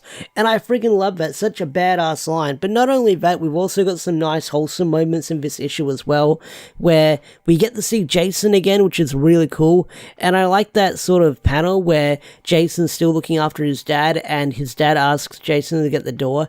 And with the artwork, the attention to detail, which the artwork looks pretty freaking sweet in this issue, I will say that. Once again, Simona does a fantastic job with the art. But the scene where Jason's dad is just sitting on the couch, you can see him sort of like, one slipper's on the ground, and the position that he's drawn in is he's sort of about to take off the other slipper, which we've all been there before. We put one down, we're about to kick off the other one. I really like that attention to detail. But Tommy and Jason get to have this interaction in this issue, something I really enjoy, where Tommy, like I mentioned earlier on in the review, Tommy's having some doubts with the decisions that he's been making, and he's worried about Matt being out there, but Jason reassures him that being a ranger, you've got to make tough decisions, And it's not your fault, because Matt would have made the same sacrifice, or Tommy would have made the same sacrifice if you were in his position. And Tommy has some doubt about that, saying you don't know that. But like I said, Jason reassures him, saying, hey, I know you wouldn't do that, and it's not your fault, I promise. And then they have this big bro hug, and they hug it out, and that's where it ends. But it was cool seeing Jason show up in this issue again. I'm glad that Melissa's still including him, being the support that the Rangers need, because Jason had all that experience as a leader. So I'm glad that Jason's that character, that he'll show up for a few comedic scenes here and there, but he's also being sort of like the shoulder for our heroes to lean in when they're in peril. So a lot of people are saying, I want Jason to morph again in the comic, and I get it. People want Jason to morph again. We probably won't see it until like we get a Zeo reenactment or something, or whatever, like if they flip the script or something like that. But I just like seeing Jason's showing back up and sort of being the support. I think it's really nice. So in this issue, we see Alpha 1 coming to Safe Haven with a horde of putties, and we get this really cool fight scene between Alpha 1 and the Omegazords, and it's really freaking cool. And it almost seems like Alpha 1 is sort of going to get the jump on Trini again, like he did last time, but Trini's got a plan, and this is what I love about Trini in the comics. She's got a plan, and she's ready to go. And I freaking love what she does here, because Alpha 1 is getting cocky, thinking that he won because he did the same thing twice. And basically what they do is they install a firewall into like the Zord to stop it from getting hacked, and that way Alpha 1 just gets blown to shreds, and he's sort of fallen to pieces again. But again, Alpha 1 gets captured, which I can tell that's probably just what his plan was, his master plan was in the end, so that way Rita can come eventually, because he did track their signal. So I get the feeling that Alpha 1 purposely probably got himself captured, so that way he can find out whatever information or plan that the Rangers are doing and send it back to Rita. That's my big brain theory right there. I think that's what's going to happen. Or not, but Alpha 1 was cocky enough to sort of go to Safe Haven alone with an army of putties and fight the Rangers, which didn't turn out so well for him. But like I said, cool fight scene. Cool fight scene indeed. So the last couple of pages are really interesting. We see Grace talking with Torona, and we see that Grace has her own navigator in her own possession, and it looks like she's going to be using it to find Matt. But I get the feeling she might be using it for other purposes, and that might be finding whatever strong allies they can find through the other dimension with the Master Forge or the Master Rorch. So they could be using it for that, but I get the feeling they're going to use the navigator to track down Matt and sort of teleport to his location. But you can sort of see where Grace realizes what's at stake here and how risky this plan is, and she has second thoughts. And Grace has always been this character that sort of always goes with her gut, has a plan within a plan, but seeing how sort of the circumstances has changed and with everything going on, you can kind of see those seeds of doubt being placed into Grace's mind. So the last few pages is where it gets crazy, and I know I've jumped all over the place with this issue and probably not talked about some other stuff compared to this stuff, but these last few pages were freaking crazy. A lot of people on social media who got review copies early, and even Melissa, who was saying you guys aren't going to be prepared for Wednesday when this issue drops, and I was like, oh my god, what's going to happen with Mighty Morphin Power Rangers issue 106, especially the last page.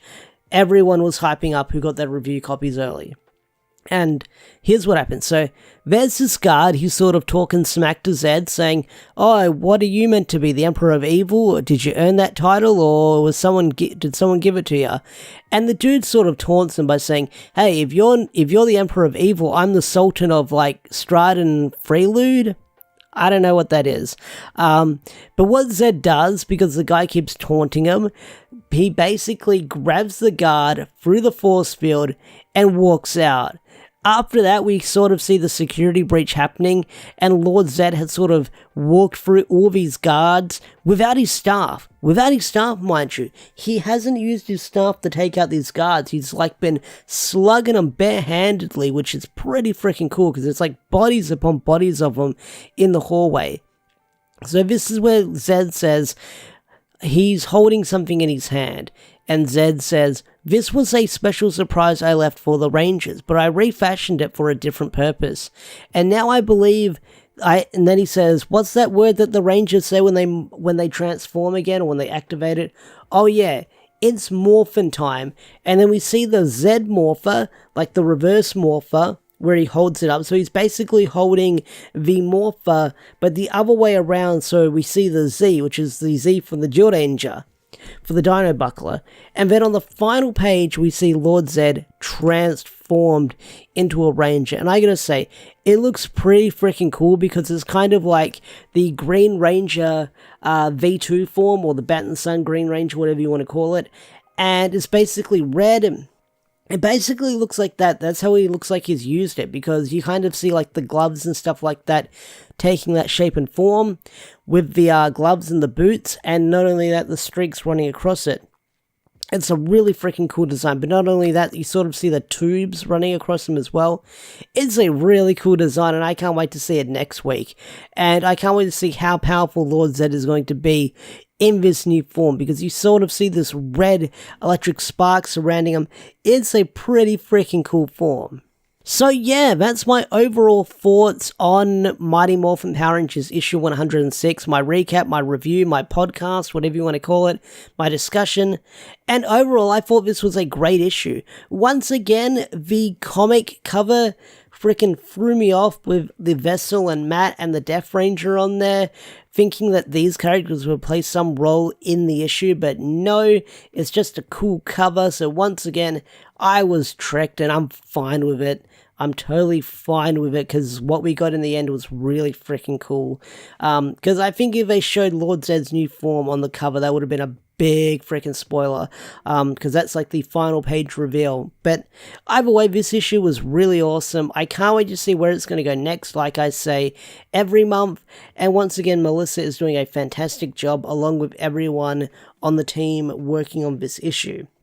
But anyway, guys, what did you think of MMPR issue 106? Love it? Hate it? Tell me in the comment section down below. I'd love to hear your thoughts and opinions. With that said, I'm out of here. If you enjoyed this video, hit that like button, subscribe to the channel if you're new, and I'll see you guys later. So Mighty Morphin Power Rangers issue 107 is out, dropping on the same day as Once and Always. So if you're a Power Rangers fan, you're reading pretty well today on the 19th of April. But MMPR issue 107, this issue was freaking crazy. There was so much going on with this issue. So many different plot twists and turns and reveals in this issue. It had me speechless. Not only that, the last couple of pages had my jaw dropped as we got several confirmations, and not only that, the last page is setting up the Coinless one-shot for Power Rangers Unlimited we'll be getting within the next couple of months. So let's talk about Mighty Morphin Power Rangers issue 107, because there is a lot to go over with this issue.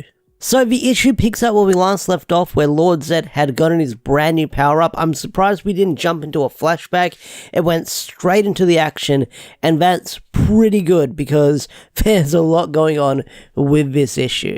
So Lord Zed's got his brand new Ranger form, something we saw last month, and we get an explanation with how Lord Zed got this power up. And like I said in my short and in my issue review, Lord Zed placed a morpher back in the command center near the end of the Eltarian War, at the end of the Eltarian War, and basically that morpher was basically draining energy from Zordon without him knowing it, and he was going to steal the power for himself. But I do like how Lord Zed taunts Grace when he's Trini's got his brand new morphed form because Grace has been wanting this power ever since the beginning, and he just basically taunts it right in her face. So Lord Zedd's got this brand new power up, and he's pretty freaking strong, and he's going on a rampage in Promethea. So for the next couple of pages, it jumps between Safe Haven and Earth. I'm going to focus on the Safe Haven stuff first, like the early Safe Haven pages, and then I'll jump to Earth and talk about what's going on there, and then I'll talk about the Safe Haven stuff at the end that leads into it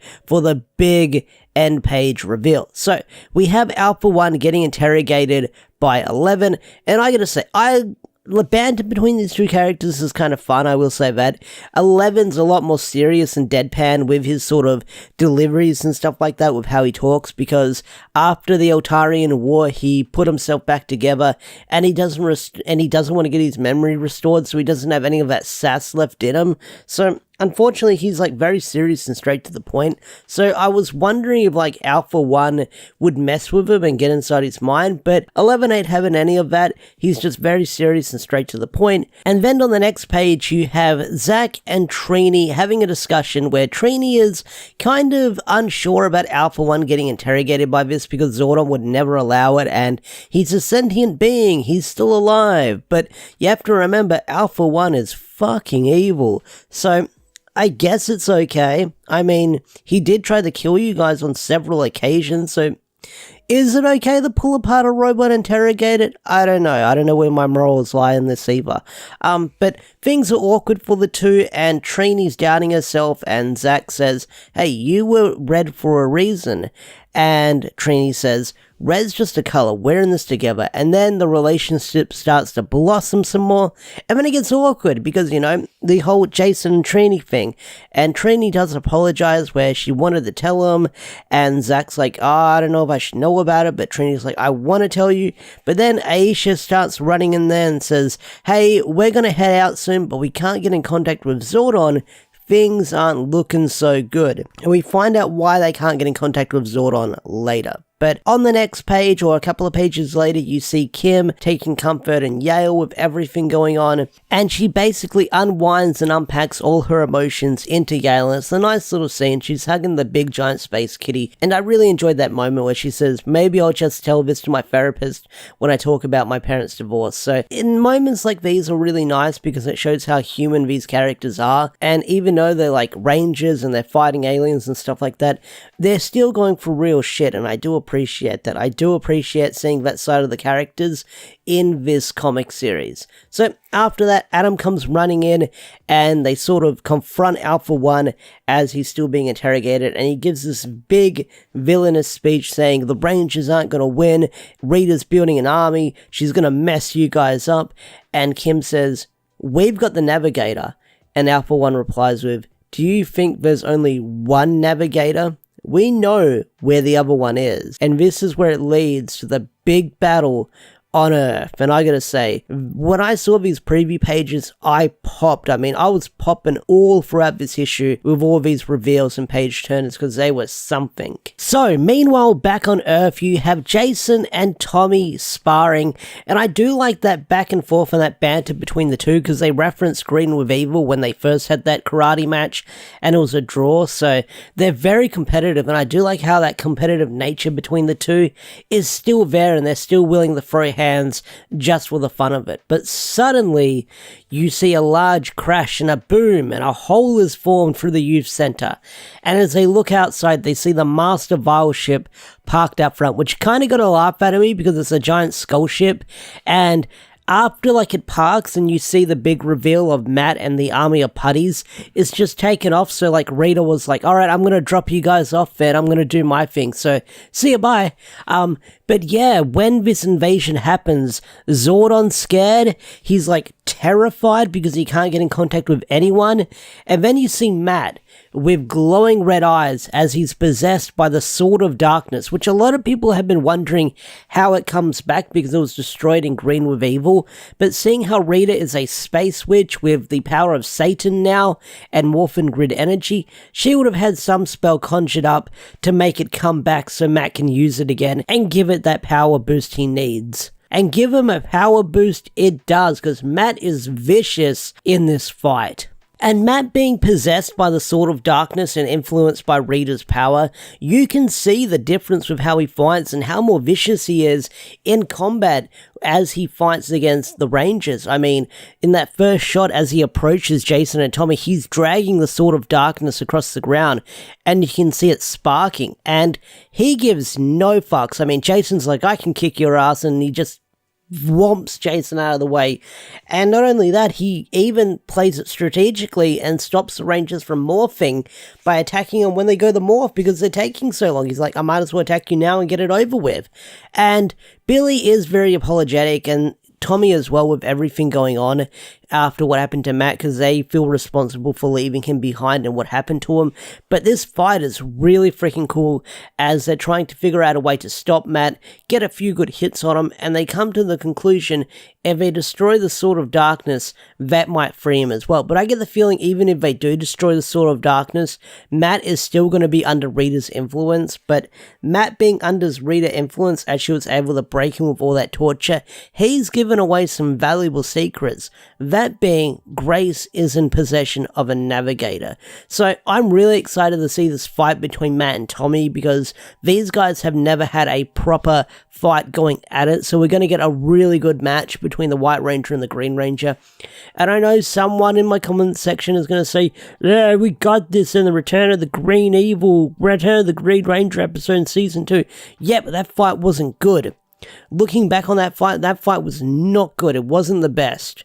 But now we'll probably get an actual, throwdown between these two characters with actual stakes, like the Green Ranger and the White Ranger, because actual stakes are involved with this battle. So I'm hoping that the two Zords will fight each other as well, because when it came to that scene in the show, it was just terribly slicing together Jord Ranger and Die Ranger footage together, because, two different series, they just made it like, I'm going to blast you, I'm going to react, and then I'm going to blast you, and then I'm going to react, because they never physically threw punches at each other, those two Zords, they just freaking blasted each other. So hopefully we'll get a good rematch, or a good retelling of that Zord fight. But either way, Matt is pretty freaking scary now that he's possessed. So back at Promethea, Mistress Vile has busted her way in with the vessel, and Grace and Torona are like, we better lock this place down, because if Matt was interrogated, he knows everything, and I mean everything. So we're going to lock the place down, even though Lord Zed is trying to kill us. It's the best option we've got right now.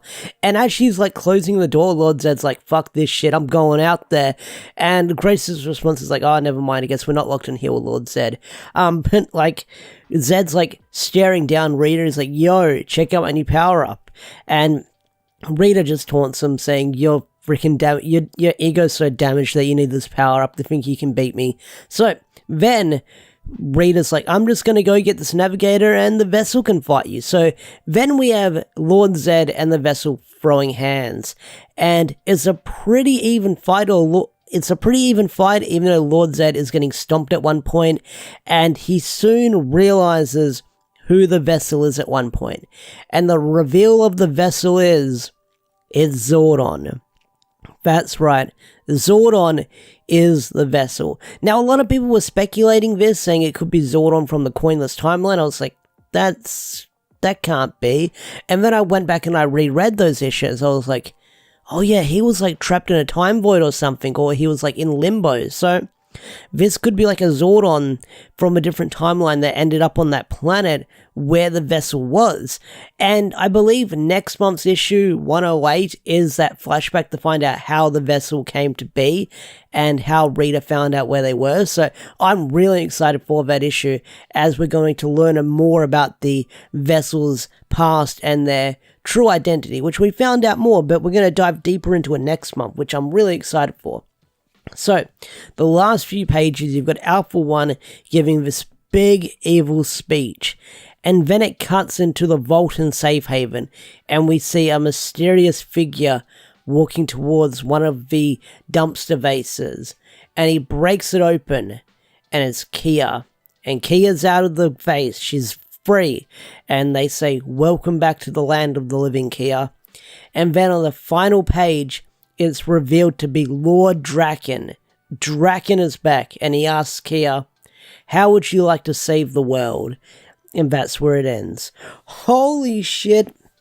Draken is back, which we kind of knew with the Coinless one-shot, but seeing him actually make an appearance and bust Kia out of jail, because I was wondering how Kia would, like, play a role in the Coinless book, because she's on the cover, and I was like, I'm curious about Kia, because Kia does not like Draken, and now she's going to have to work together with him. And now we get to see these two characters bounce off him. Now, I don't think Draken's reformed, he's redeemed. Draken's doing this for Draken's sake. He doesn't want to see someone else take over the world. He wants to do it for his own sake. But Draken isn't fully evil. He's just doing things because he's Draken. I don't think he's that sick and twisted like he used to be. He might be reformed, but I think Draken's still probably got a little bit of evil in him. He just doesn't want to see Rita take over the world because it's his world to take over. But that was a really fucking cool ending. Like, that ending popped me when I saw Kia and then Draken interacting with her. Like, that got me really freaking excited. But anyway, guys, that is Mighty Morphin Power Rangers issue 107. Really good issue, really solid issue. I got a kick out of it, and I can't wait for next month's. I think this issue was really great. It shows with Mistress Viola's invasion happening, it shows how bad things are getting as Dark Specter is coming, and things are so bad, we've got Draken releasing Kia, and they're going to team up. So all of these different villains from past Power Ranger history are getting involved in this fight that have appeared in the comic run. I mean, we've got Kia, we've got Draken, two totally different villains are showing up.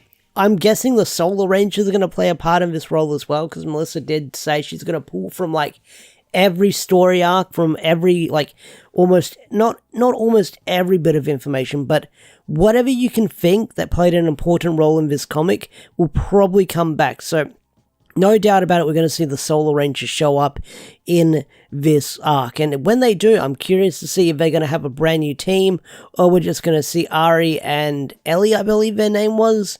But, oh, Draken's back, and that got me excited. So Mighty Morphin Power Rangers issue 107 ended on two big notes. The first one being the return of Lord Draken and him breaking Kia out of the vault as he's going to recruit her to join his team, which is going to lead into the Power Rangers Unlimited one-shot for Coinless dropping in June, which I'm really excited to read. The second one, and this is kind of a big deal because it leads into the main focus of this month's issue, and that is we find out that the vessel was, or is, Zordon. And in this issue we dive more into that, and I want to call this issue a Zordon's greatest hits moments as we explore into his past within the comics and revisit certain key moments that we've seen in the comics, but see them through a different lens as they're revisited as Zordon and his former self talk together and decide on what they're going to do in the future. And I really enjoyed this issue because it's a Zordon focused chapter, and Zordon has a lot of dialogue, and I can just picture David Fielding talking as he speaks as Zordon in that big, deep, booming voice, and I really hope that, like, he can reenact or, like, voice over some of these lines in the comic, because there's some really great moments in this issue, and like I said, like, that Shattered Grid Live experience at Power Morphicon all those years ago lives in my head rent-free. I'm always thinking about it whenever I talk about the comics here and there, and I just want to see it recreated once again, and I'm hoping we can get that later down the line, but just seeing Zordon in this issue, I just picture that voice in my head. But anyways, let's talk about Mighty Morphin Power Rangers issue 108, because it's a doozy and there's a lot to talk about. I mean, Melissa went all out with this issue, and I'm always excited to cover it and talk about it on the channel. So let's jump into MMPR issue 108. So the issue opens up on the tail end of that flashback we saw in issue 104, where Alpha 1 found out that it was Zordon trapped in the iceberg. So we get a continuation of that flashback at the start of this issue, and we find out why Zordon's body is trapped in the ice. So we've got Zordon in the iceberg here, and Rita explains that when she did the spell, it was his consciousness that she trapped in the time warp, not his body. His body was separated.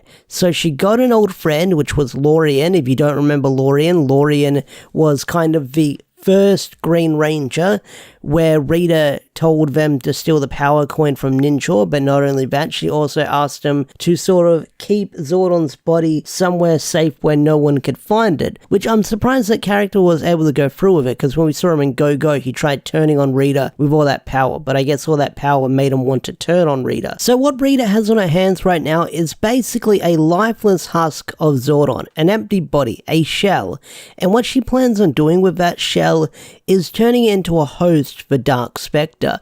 And reading that line sent chills down my spine, because if Dark Specter gets a hold of Zordon's body with that morphin grid energy, that will make him a pretty powerful being that's going to be a big contender against the Ranger, because I was thinking with Dark Specter coming, he'd just be that Malagor suit or that Dark Specter suit we saw in Turbo and in Space, but it looks like with all the lore they've added with Dark Specter in the past couple of years of comics, he needs a vessel, which he'll probably turn into that magma form later down the line, but if we see him possess Zordon like how he possessed the Phantom Ranger in Power Rangers Unlimited, the damage he can do in that form is unimaginable.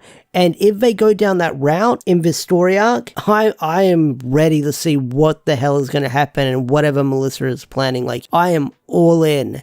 Like, I was thinking that Matt would be the vessel, but Zordon's lifeless body, that's something. So after that, we then cut to the present, and what we get is something that's really cool and unique. We get this montage of the battle as it takes place with the ship coming down, Rita's forces invading, and you see the vessel sort of make his way to Promethea, make his way back, and approach the power chamber. And with this really cool montage, there's no dialogue, no sound effects, it's just a couple of panels and pages of him walking through all the destruction as the invasion is going on with Mistress Vile and the vessel invading Earth. And you get some really cool scenes how he's walking through Promethea with all the putty forces invading.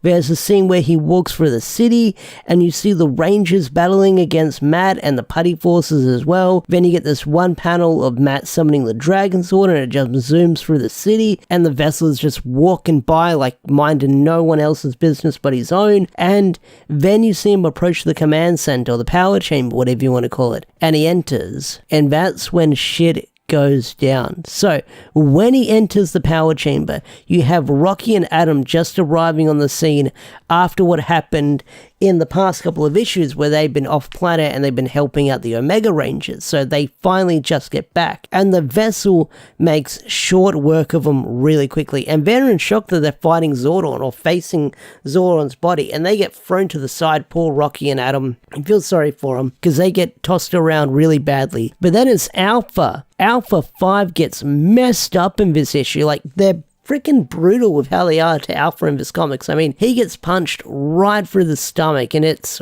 something. Like, he might come back from this, but again, Alpha 5 taking the beatings in this comic. So the vessel walks right up to the tube, touches it, and then we get this sort of changing scene where Zordon comes face to face, well, with himself, and this is where he gets the revelation that Rita is using his own body to commit crimes and sins, and Zordon even says he feels violated with what he's seeing right now because his old body is going to be a host for Dark Specter. But not only that, Zordon ain't taking shit from no one, where he snaps at the vessel saying, hey, you killed my Rangers, you invaded my home, I'm not going to listen to you. I don't have to take shit from no one right now. And the vessel's like, I didn't kill him, I just knocked him out. And because the vessel and Zordon are in this sort of consciousness of minds, they're able to go back and view Zordon's past. And the moments we see are some really interesting choices that Melissa's done here. The first one we see is MMPR issue 20 from way back when we saw the Grace flashback, and we kind of see all those Rangers dying from a different perspective, like through Zordon's eyes as he witnesses it. The second one is something new and original, where we see Zordon and Zardius on this mission, and the vessel says, you had several chances to kill Rita. You had several chances to kill my mistress, but you didn't. And Zordon's like, well, I thought I could save her, I could change her. And the vessel replies with, well, do you still believe that? And look where that got you. And on that panel, we see Rita's forces invading this alien planet, slaughtering them all. And their designs are really funny, but they are getting slaughtered, I will say that. But the next page is an interesting choice and a moment I didn't think we'd see revisited. And that is from the 2018 Free Comic Book Day Shattered Grid promotion. And that is that issue where Zordon talks about Draken and he talks to the three adversaries, and it's that panel or that page where they say, because of your sacrifice upon your death, which people thought Zordon died because he was trapped in a time warp because this arc hadn't been established yet, you will no longer be able to join the Morphin Grid. And the vessel says, hey, because you've made all these sacrifices, it's cost you a lot. Not only that, your connection with the Morphin Grid. So, your consequences have been of your own choices. But if you join me, we'll be powerful again. So become whole with me and we'll be unstoppable. And Zordon thinks about it, but he's like, I can't do that. I can sense a lot of evil in you, and if I join with you, that evil's going to consume me, so I'm going to have to decline. So Zordon tells the vessel to choose his own path. He doesn't have to be tied to Mistress Vile or Dark Specter or anything like that. So the vessel's like, well, I made my choice and I want to fuse with you. So he starts throwing hands at Zordon, and it looks like that the fusion between the two is successful. But somehow Zordon is able to will himself out of the fusion and go back into the tube, it looks like. And Zordon gives this big speech where you see this montage of his life and his friends and the people he's met throughout his journey, and Zordon says this, I have made my choice. Yes, I have lost much, I have sacrificed and I have experienced defeat. There is weakness in me, but still I find my strength in them, and I will not falter. I cannot, no matter the cost. For all evil that consumes us, there is always hope, there is always redemption, there is always good, and I will choose to face the consequences every time. And the vessel is flipping out of his speech, and he just tells Zordon, enough. And Zordon replies with, go now, you are free. Choose your path wisely. And then on the final page, you see the vessel standing over the city of Angel Grove in ruins, as Zordon says to him, may the power protect you. So, that's where the issue ends. And I gotta say, I freaking love Zordon in the comics. I mean, he gives that big speech in the end and he's like, hey, I've made some pretty bad choices in my life. I've fucked up. I know I have. But I do not want to fuse with you, and I'm willing to live with my fuck-ups because I can see the good in everyone, and including you. So we're not going to fuse today. So that's like an awesome Zordon moment in this issue. And that's what I love about Zordon in the comics. They make him more than a floating head in a tube. They give him like depth, they give him character, they give him like personality. And this is like an A+, like strong Zordon moment in my books. I mean, I can't wait to see what's going to happen moving forward with this story arc, because now the vessel looks like, is he going to keep siding with Rita as she's got the Mistress Vile powers and Dark Specter is going to become the host, or is he going to go off the grid and do his own thing? Because you see him standing over the ruins of Angel Grove and you're wondering, is he going to go back to Rita? Is he not going to go back to Rita? It's honestly hard to say right now. We've only got a few more chapters of the Recharge story arc that Melissa's telling, and then once we reach the 30th anniversary of Power Rangers, we're jumping into the Darkest Hour storyline, and then I'm guessing when things get into that story arc, it's going to go off the walls crazy with everything going down, with all the build-up, with the Hyperforce stuff, the Draken stuff. It's all building and reaching this this epic story arc that's going to be celebrating 30 years of Power Rangers as all these characters and all these plot points come together to take on Dark Specter, as Dark Specter has been built up ever since the Riot Parrot run. So I'm really excited for that, to see what's going to happen moving forward. Well, not even the Ryan Parrot arc, the Power Rangers Unlimited stuff with the Call the Darkness, Edge of Darkness. So after Edge of Darkness, we had Power Rangers Unlimited, and for the longest time, they've been building up Dark Specter's return, wondering when he's going to make his move, and then we're going to see it, like, very soon, no doubt about it. But this issue, freaking fantastic. Melissa knocked it out of the park, and I can't wait to see where it's going to go moving forward with the Vessel, with Zordon. Are the Rangers going to have to come to the decision to destroy Zordon's original body, but Zordon's going to be like, do it, I don't need my body anymore? What's going to happen to Zordon's body when it gets destroyed, and what's going to be the outcome of that? Because Zordon coming face to face with his body and seeing it being used for like evil and twisted purposes is like really messed up, but him choosing not to become whole again shows how far Zordon's come. Like, he acknowledges that, like, yeah, I can't fuse with you or I'm going to get corrupted, but not only that, he knows that he's lost a lot ever since he got trapped in the time warp or trapped in the time void, and he doesn't want to fuse with his former self to become whole again so he can gain all that power again and stop, like, evil from ruling. He's like, I've made my choice, I'm going to stay here. And that's what I really like about it, and that's what I really liked about this issue as well. But anyway, guys, what did you think of Mighty Morphin Power Rangers issue 108? Did you love it? Did you hate it? Tell me in the comment section down below. I'd love to hear your thoughts and opinions. With that said, I'm out of here. So a couple of months ago, MMPR issue 107 ended on a crazy cliffhanger where Draken broke Kia out of the vault and asked her if she wanted to save the universe.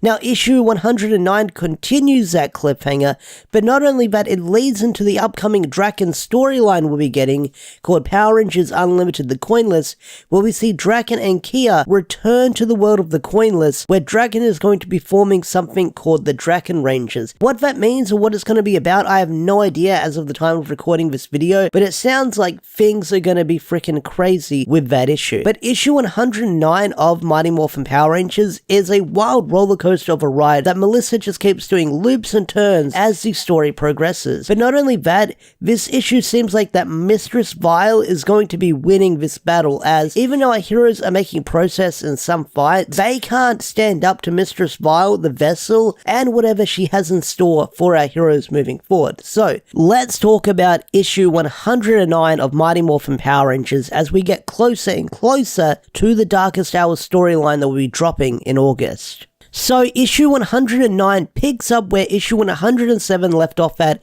where Draken had freed Kia from the vault. And without hesitation, Kia attacks Draken and goes in for the kill. But Draken's easily able to toss her to the side and be like, hey, calm down, we got bigger problems right now. So, if you don't remember, the whole reason why Kia hates Draken is because when Draken did his whole universe shatter thing back at the end of Shattered Grid, it basically awakened a bunch of people across the universe the ability to connect with the Morphin Grid, and Kia was one of those people. And when it happened to Kia, basically a large storm went off around her and it killed her entire family, and she blames Draken, but not only Draken, most Tommy Olivers or Tommy Olivers that can turn into Draken from that happening. So she does not like Draken for what he did way back in Shattered Grid, so she's got personal issues against him. But Draken says, hey, you can't beat me, you're not connected to the Morphin Grid, so you're gonna need to listen because I'm gonna need your help with what we're gonna do next. So, Kia and Draken approach the Master Arch, and with this special device, Draken's able to turn it on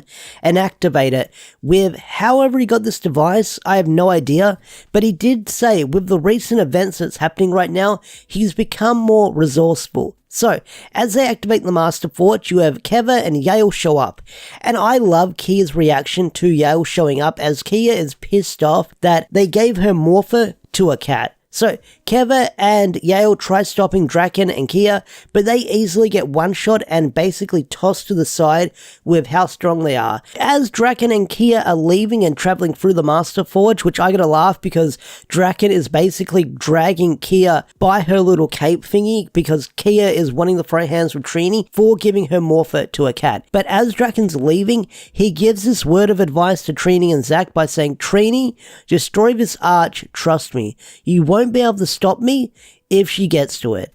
meaning that Mistress Vile or Rita is probably most definitely gonna get a hold of this thing in this story arc, and that's going to lead into Darkest Hour. Well, she kind of is, because it's on one of the covers you see her coming out of it as it's activated, so no doubt about it, Rita is going to get her hands on this thing. But Draken and Kia going through the Master Arch, that is going to lead into the Power Rangers Unlimited, the Coinless one-shot we'll be getting next week. And that is something I'm definitely looking forward to covering on the channel. I'm going to cover it regardless, but I am so excited to see what happens when Draken returns to his original timeline with everything changed. But not only that, Kia is going to be there as well. So I'm definitely looking forward to that and covering it on the channel. Alright, so with this issue, we've got two big battles going on right now, and I'm going to cover them one at a time. The first one is in Promethea, where you have Zed and Rita facing off against each other, and then in the cities of Angel Grove, you've got the Rangers facing off against Matt as they're trying to break the spell and destroy the Sword of Darkness. So I'm going to cover the Promethea stuff first, and then I'll jump into the stuff with the Rangers. So the Promethea stuff outside of the Lord Zed and the Rita fight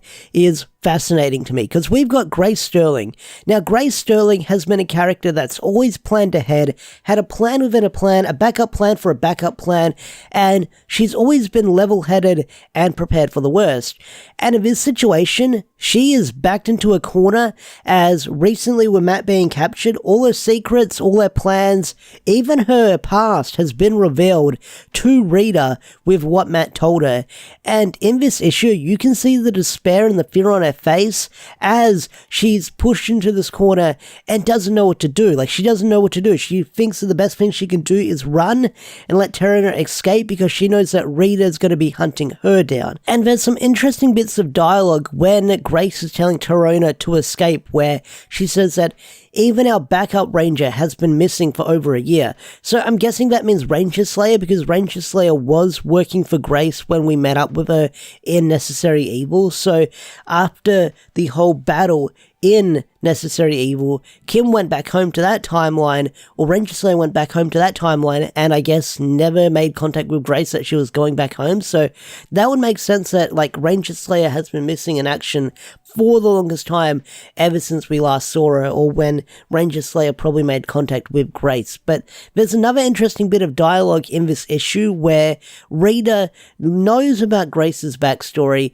how Zordon made her a ranger and then took it away, but then she has this line where she says, "Hey, it'd be good for you to witness me conquering the universe as my triumphant victory in this war." So she's basically offering Grace a back row seat as she conquers the universe. But when Grace tries escaping, Rita is quick to turn down that offer and orders the vessel to kill Grace, which the vessel refuses, which is fascinating within itself, because last month we saw the vessel go on his own journey of self-discovery, so no idea where that took him and why he's turning down Rita's orders. So that's basically where that ends, where she orders the vessel to kill Grace, but the vessel refuses. So I'm wondering what's going to happen when we follow that up next month in issue 1010. But let's talk about the Rita and Zed fight, the Mistress Vile versus Ranger Zed fight, because that was a really cool fight in this issue. So the fight between Rita Repulsa and Lord Zed, Mistress Vile and Zed Ranger. These two characters, these two villains clashing, going face to face, was something we got in this issue, and it was really, really freaking cool. And looking at the artwork, it was really freaking amazing as well. But seeing how this fight went down, it looked like both of these characters were evenly matched with their brand new power-ups they've been given by the Morphin Grid, as it looked like they were on equal footing. Unless one of them was holding back in this fight, you never know. But I freaking love the shit talking that these two characters did while they were fighting. They would not shut up while fighting. Like, every time they would clash or every time they would fight, there would always be a bit of dialogue between the two as they were throwing hands or throwing staffs in this issue as they came face to face. And I love the bit of dialogue that they have before the fight begins, where Zed says, "You shouldn't have never let me live," and Rita says, "Killing you would have been mercy with what I've got planned later down the line." So the battle ends with Zed looking like he was going to do the decisive blow as he fire his staff at Rita Repulsor or Mistress Vile, but the vessel came in and used his little scythe thingy to deflect it back at Zed, leaving her the victor in this battle. So I'm wondering how that battle would have turned out if the vessel didn't interfere with the fight in the end. But either way, seeing these two villains come face to face in this issue was freaking fantastic, and I get the feeling that this is only round one of what's to come later. Alright, so while this is going on, we've got the Rangers fighting in Angel Grove, trying to destroy the Sword of Darkness and free Matt from the evil clutches, because last issue or a couple of issues ago, they came to the conclusion if they destroy the Sword of Darkness, then that will free Matt from whatever spell has been placed on him. So what we get is this really cool battle in the city as the other Rangers are trying to destroy the Sword of Darkness and defeat Matt and best him in combat. And what we get in this issue is Kimberly, of course, calling the shots and being a badass that she's been doing within the past couple of issues, which has been something really freaking cool. But not only that, we get Matt and Aisha squaring off in this issue as Matt is just playing mind games with her by saying, maybe I liked you because we're kind of the same because we're both replacements. Would you say yes to me if I asked you out? So we get this really cool fight scene between the two, but how this battle goes, I was not expecting the end result for this fight in this issue and what could happen next. So with Matt jumping into the Dragon Zord, the other Rangers summon, or basically they summon the Thunder Megazord, but they form the Thunder Dragon Zord, which forces Matt into the combination of the Thunder Mega, or the Dragon Thunder Megazord we got way back in issue 100. So it was cool to see this Zord combination back again in the comics. So with Matt sort of being forced into the Zord combination, it lets the Rangers corner him and grab the Sword of Darkness and destroy it. So what happens moving forward is we have no idea if Matt is actually freed from Rita's spell. It seems like it because Matt says leave me alone and then he teleports away, but with Matt teleporting away, it looks like everyone else was teleporting away in the battle on Angel Grove as a bunch of putties leave the battlefield as well. And a lot of our heroes are wondering where they're going. And this leads into the big cliffhanger we get with this issue. Alright, so the next few pages are pretty freaking crazy. So we cut back to Safe Haven where Trini is interrogating Alpha 1 and she's like, hey, why did Draken flee through the Master Arch with Kia? What are they planning?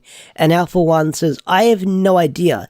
That was not my mistress's orders, and I knew he couldn't be trusted from the very beginning. So that's fascinating that Draken and Mistress Vile, or Rita, formed an alliance sometime in the past. So I'm wondering if in the Coinless issue, it could open up with a flashback with one of the two seeking each other out. But I love how Draken formed an alliance with Rita, with Mistress Vile, and in the end, he went off and did his own thing because he knew that shit was going to go down, and he's got some kind of plan up his sleeve. So that's really fascinating. I'm hoping we get some answers to that within the Coinless one-shot we'll be getting next week. So, after that, we have Keva sulking in the corner, and he's upset that Draken was able to swat him aside, and Zack says, hey, these powers aren't meant to make you like a god. And Kevin's like, I should have had them. And Zack says, hey, we lose. It happens sometimes. And Draken's a pretty bad dude. It could have gotten a lot worse. And Kevin's like, it could have been better. And Zack says, hey, don't go itching for fights because I've done this job long enough. And if you seek out the fight will eventually come to you eventually.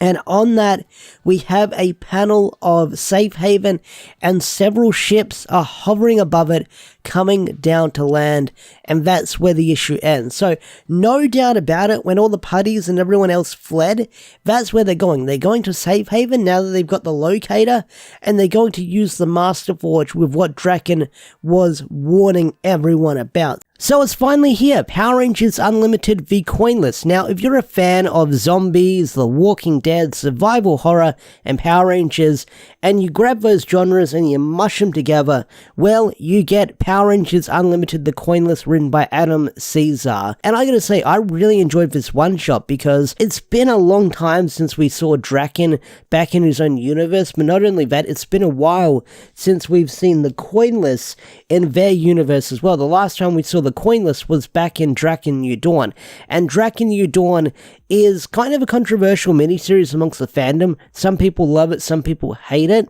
but when I've talked to a few people in the Ranger comic sphere, it's been a mixed bag amongst them, where some people didn't like how characters acted in that comic, some people didn't like how some things went down in that comic or that miniseries, and although the events get followed up in this one-shot, there's some things that happened in that miniseries that are left unanswered, and I do wonder if we'll get a follow-up on stuff like that later down the line, that being Evil Andros, which does not make an appearance in this one-shot at all, which I was thinking they'd show up, but they don't. But anyway, guys, let's talk about Power Rangers Unlimited v Coinless, because there is a lot to go over with this one-shot and discuss. So the issue opens up with Draken and Kia back in the world of the Coinless, and I love Draken's ego where he's in full god mode now that he's back in his own universe, where he's like, my people have missed me, they've been wondering where I've gone, and I'll form an army and we'll take down Mistress Vile once and for all. And it's so funny, like, this guy's been gone for so long, and he thinks that, like, when he's gonna walk back into, like, his headquarters, walk back into his towers, he's gonna be greeted with open arms. But he's been gone for a while, and a lot has changed in this universe, and that is shown for certain, as when they're walking the streets, you don't see anyone inside. It looks deserted, but I freaking love Kia in this issue, where she is pissed off. She is just here for the ride, forced to work with Draken, forced to meet these people that she's never met before, and she's got to work with him. And every chance she gets, she's like either bad-mouthing Draken, she's like talking shit to him, she's trying to kill him, and I just love that she's not having any of this. But the first thing we see that signs aren't good here, and Dark Specter has his reach into this universe, is we start seeing these molten, like, lava people, and they are sentient, they speak, and they start attacking people. But Draken and Kia start getting attacked by them, and the artwork is really freaking great as we see them fighting them off. But of course, while this is going on, Draken and Kia are fighting amongst themselves, which has got to get a kick out of me. Like, Kia gets a punch in, Draken gets a kick in, and they're just getting swarmed by these Dark Specter zombies that are sort of barely able to speak, but they're just swarming people. And how they operate is quite the mystery, because they are zombies, and they do have this weird sentience that people have been turned into these things, but I wonder how they do it, because there's a scene where Kia's getting swarmed by him, and they're just like covering her up, so I'm guessing that's the process that happens. But the two are saved by none other than Trini and Scorpina, and they are packing weapons, especially Trini. Trini's got a freaking minigun when she shows up, which is pretty freaking crazy. Like, minigun minute with Trini right there. So it seems like this has been going on for a while, where Dark Specter's reach has been happening. And that's the, like, one, like, slight minor complaint I've got with this comic, is we don't get a backstory with how these Dark Specter zombie-like creatures came to be, or when they started attacking. We just know it's been like this for a while, and they've been trying to fight off. Like, I don't know if this happened, like, after Draken New Dawn, and that's when Dark Specter's reach came in. Like, you don't really get an explanation what these zombies are about, but you just know that people in the world of the Coinless have been turned into these things, and we'll get to that in a bit. So, Draken and Kia are saved by Scorpina and Trini, and right away, Scorpina is going in for the kill, so Draken's trying to fight her off. Kia's trying to break his arm as well, so Draken's trying to fight off these two ladies, trying to kill him, but then Ranger Slayer comes in to break it off. Now, the Ranger Slayer and Draken reunion is really interesting. It's not the reunion I was thinking we'd get, but seeing with the situation they're in, there's not time for, like, banter and chit-chat, but Draken is, like, quite, like, he is getting on everyone's nerves. He is under everyone's skin as soon as they enter the tower. So Draken asks, how many cities are left? How many still stand? And Ranger Slayer replies with, you killed the world, this is it. And Draken's like, me, I didn't do it, you opened the deadlock. And Draken asks, like, how's Zach doing, because Billy's dead, of course, and this ticks a nerve in Kimberly. Like, she's like, don't say his name. And then Draken's like, hey, why are you getting mad at me? You're the one that opened the deadlock, so you're in this situation. Now, if you don't know what the deadlock is, the deadlock was a plot point in Draken New Dawn, and it was where Jason was being kept. And Jason, for the longest time, everyone thought he was dead in the world of the Coinless, but it turns out that he was being held hostage in this big armor. And if he ever left the deadlock, then it would set off a signal for people to come and invade Earth. It would be like the signal that Draken is no longer here. So it would be like this big beacon signal to like Dark Specter in that universe for them to come and invade Earth now that Draken's no longer there. Because Draken apparently like kept things in check while he was like ruling the world of the Coinless. Like he made sure like the Machine Empire didn't come by. He made sure that like Earth was his universe. Stay out of it, because I rule it. And he did a really good job of it until, like, the deadlock was open and Jason was set free. And we'll get to Jason in a bit, because he does make an appearance in this issue. So, Draken does say that he's going to create a new Ranger team, and he's going to give everyone some powers. So, that brings in the diffuser that we saw in Draken New Dawn. So, that comes into play again. So, with the revelation that they're going to be Rangers again, one character that's really excited is Bulk. And you have this panel of Bulk talking to someone in this underground room, sort of like in this like factory setting, and you don't know who he's talking to, and then you find out that he's talking to one of the Dark Specter zombies. And who else is it? Of course, well, it's Skull. He like basically chained Skull down in like the basement and kept him. It kind of gave me Shaun of the Dead vibes, where he chained up his best friend who's now a zombie. But yeah, Bulk says that he was warned that Skull shouldn't be like kept down here, and of course, Bulk being Bulk, he wanted to be with his best buddy forever, so he kept him chained up in the basement, and he's like having conversations with him. He's trying to rehabilitate him as he tells him all these stories that they're going to be Rangers again. So, of course, with this decision that Bulk has made, it does not end well for our heroes leading into the finale. But one thing that always, like, I'm still, like, curious about, like, how do they become, like, the Dark Specter zombies in this issue? I'm guessing once they die, they get converted into one, because it's another character that we see that's turned into one, and that is Zack. And that's why Kimberly is so upset that his name was brought up. And we find out what happened to Zack later down the line in the issue. Now, we do get a little cameo from Dark Specter in this issue, where he does say that this world was the first one to fall under his control, but he wants to get rid of all the survivors, so he tells his lava children to go out and attack. So, seeing how we see Dark Specter in this issue, saying this was the first world to fall under his control, and what Draken said at the start of the issue, I'm guessing within the time frame of it took Draken and Kia to get to this world, Mistress Vile has already won the battle, and Dark Specter's reign of terror has already spreading throughout the universe. And we'll probably see that a little bit more in the upcoming Hyperforce issue later down the line, next month when it drops in July. So yeah, this was the first world that Dark Specter conquered, and for him to have multiversal reach is freaking crazy, because when I first saw this panel, I thought, maybe this is the world of the Coinless Dark Specter, but then piece it together, this could be like the Dark Specter that Mistress Vile is aiming to revive. Alright, so then we cut back to our heroes trying to work to defuse it, trying to use the power coins to spread the powers around, like what we got in Draken New Dawn. So, what we get is we have it almost working, and Kia's like really excited. She's like, haha, you're dead, Draken, once it starts working. Get ready, I'm gonna rock your world. And then it doesn't work and she gets really mad. But then we get another scene just like that, where it almost works for Bulk, and then Draken flips out and he screams failure in every universe. So that got a laugh out of me with how like you have those two characters like flipping out that it doesn't work. So we also have this scene where Kimberly is watching the monitors, but you see someone staring at the monitors and talking to her, saying, come out, Kimberly. And then we soon find out that this whole, this lava monster we've been following since the beginning of the book is Zack. And we find out through flashback that during the Dark Specter invasion, that Zack sacrificed himself so Kimberly can keep living, but his final words was, make it count, before he died.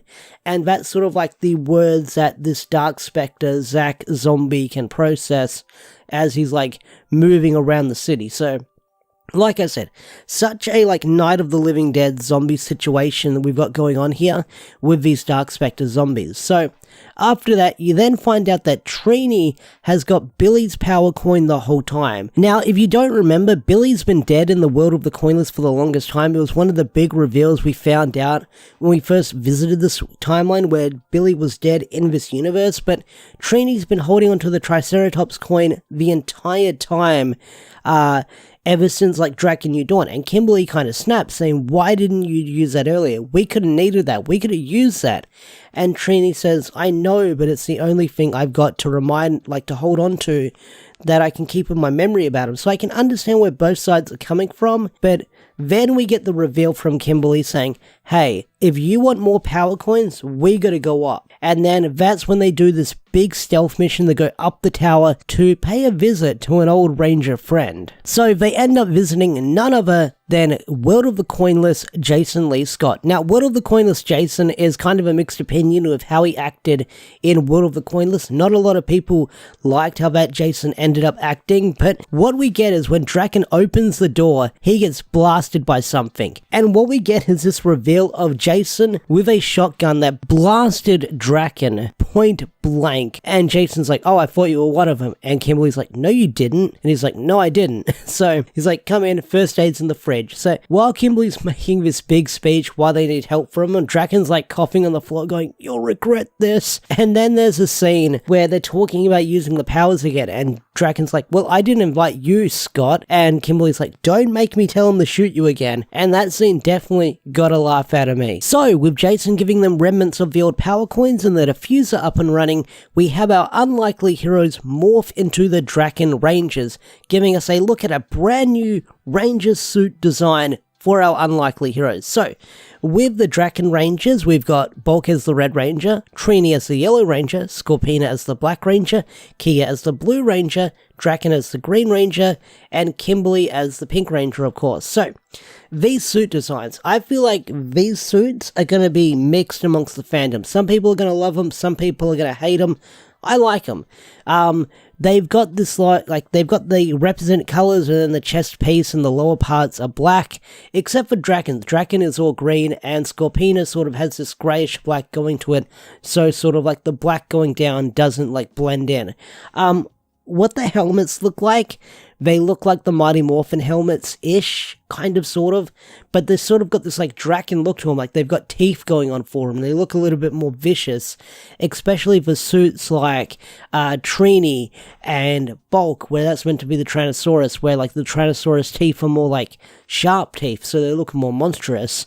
But these designs look pretty cool in my opinion, and you can sort of see remnants of their old suits into it, like especially Kia, there's some purple there, Draken sort of like has his helmet there, Scorpina's got her horns, representing her monster form, I'm guessing, but not only that, she's also got a stinger in one arm when she morphs as well, so that shows that it's Scorpina as well. So, we've got that. So, they got to get back down to the bunker, and of course, Kia tries killing Draken now that they're morphed, but Kimberly stops her, and they say they got to focus on the mission. So, they make their way down to the bunker, and while this is going on, Skull breaks free from his chains, and attacks Finster 5, possibly killing him, I'm not sure. But seeing how things turn out in the ending of this issue, he's probably dead, he's probably going to be turned into a Dark Specter zombie. But Skull presses the big red button and lets in all the other Dark Specter zombies, and they start flooding in, and it is crazy as they're trying to fight him off. But while they're trying to fight him off, Kimberly stays behind, which she sort of grabbed to push Draken in, so she helps Draken in the end, which is crazy to see her do that, helping Draken while she stays behind. But as she plans on making her escape, she is grabbed by the Zack zombie, and she's left behind, and it's implied that she's probably dead because you don't see her color glowing on the diffuser. So, the issue ends on a pretty bleak note as they're not sure what to do now that they've lost Kimberly, but it ends with Draken saying, we stick to the plan and we take the fight to Dark Specter, and then it says the end ? And that's where it ends. So Power Rangers Unlimited, the Coinless, is very different from what we've usually gotten from Boom Studios, because like I said at the start of the review, this has its like horror aspect to it, like it's Night of the Living Dead, Walking Dead, zombies, mixed with Power Rangers genre going on for it. And I kind of wish this was like a mini-series and we can see more of it as they're sort of taking the fight to Dark Specter. So I'm curious what kind of follow-up we're going to get with the Dragon Rangers. No doubt about it, they're going to play a role in Darkest Hour, but with a cliffhanger this big that they ended on, showing how high the stakes are, that we've lost so many people in like the world of the Coinless already, I'm curious to see what's going to happen. Like, one big question is, what happens when this all ends? Does, like, the universe hit the reset button, like in Shattered Grid? Or does Draken go back to, like, sort of ruling this world, but he's got a different perspective on things, but he's still a dickhead? So, we'll have to wait and see. But overall, this issue was really freaking great. Highly recommend reading it. You're probably going to have to read it if you need to keep up with Darkest Hour, that is for sure. But what did you guys think of the Coinless issue? Did you love it? Did you hate it? Tell me in the comment section down below. I'd love to hear your thoughts and opinions on this one-shot. So it's finally here, Power Rangers Unlimited Hyperforce, the sequel and continuation of Power Rangers Hyperforce. Now I can hear you typing in the comments right now and you're probably wondering, Ash, what's Power Rangers Hyperforce? I've seen almost all 30 seasons of Power Rangers and I've never heard of this Hyperforce season before. Well, Power Rangers Hyperforce was a tabletop RPG that ran from 2017 to 2018, which seems like a lifetime ago at this point, but it was a tabletop RPG that was Power Rangers related and it was really awesome, really cool.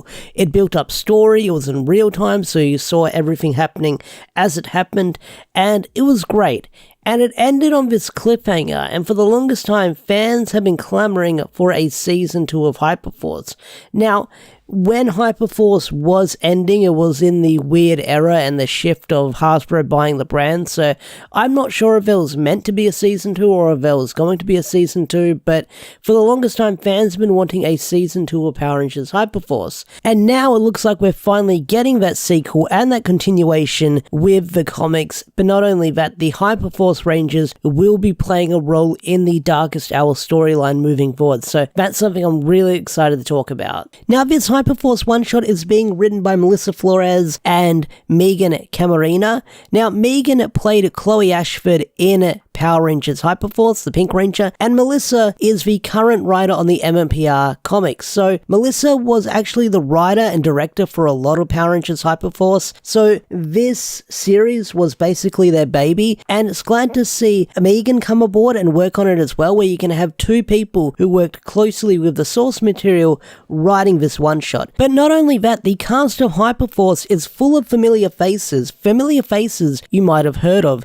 Marv is played by Peter Sadasso, who was known for playing Preston in Power Rangers Ninja Steel. Eddie Banks, the Blue Hyperforce Ranger, is Andre Meadows from Black Nerd Comedy. Jack Thomas, the Yellow Hyperforce Ranger, is played by Paulie Schreier, who was known for playing Bulk in the original Mighty Morphin Power Rangers series and many other seasons. Vesper, the Hyperforce Black Ranger, is played by Christina V. You've probably heard her voice in several things, whether it be anime or video games or different animated series. And the Hyperforce Green Ranger, Joe, is played by Yoshi Sadasso, who was Coda in Power Rangers Dino Charge. And that's one thing that I love about Power Rangers Hyperforce and its cast, because they come from all different corners of the internet and the media to come together to play this Power Rangers tabletop RPG game. It's freaking awesome.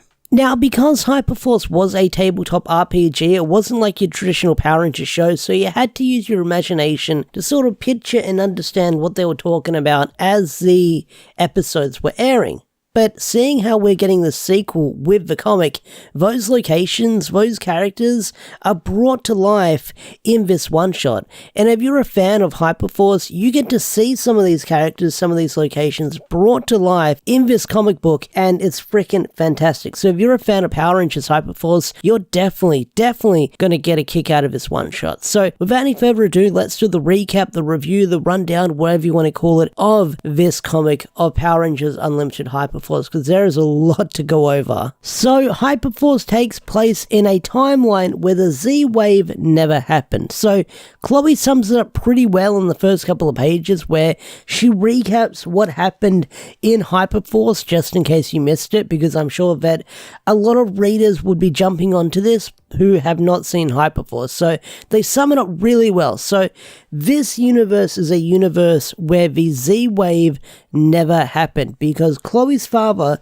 was the leader of the Alliance, which was a group of villains that was trying to stop the Z-Wave. And the good guys lost and the bad guys won, so that is crazy. So in this timeline, it's basically a wasteland. You've got Jen Scott's leading a resistance. It doesn't look good. And Chloe has joined forces with her father, and she's turned heel. She's turned bad guy. So we've got that going on within the first couple of pages. So we then run into Jack Thomas, the yellow Hyperforce Ranger, and we get a scuffle between him and Chloe. And this fight is really freaking cool for how long it lasted. It's a short fight, but it's really freaking amazing as we get to see Chloe don her pink Battleizer form. That's right, a pink ranger with a Battleizer, and it's a really freaking cool design. Now, this was something that was also in Power Rangers Hyperforce, so once again, they're really pulling from all the references and bringing them to life in this comic, which is freaking amazing.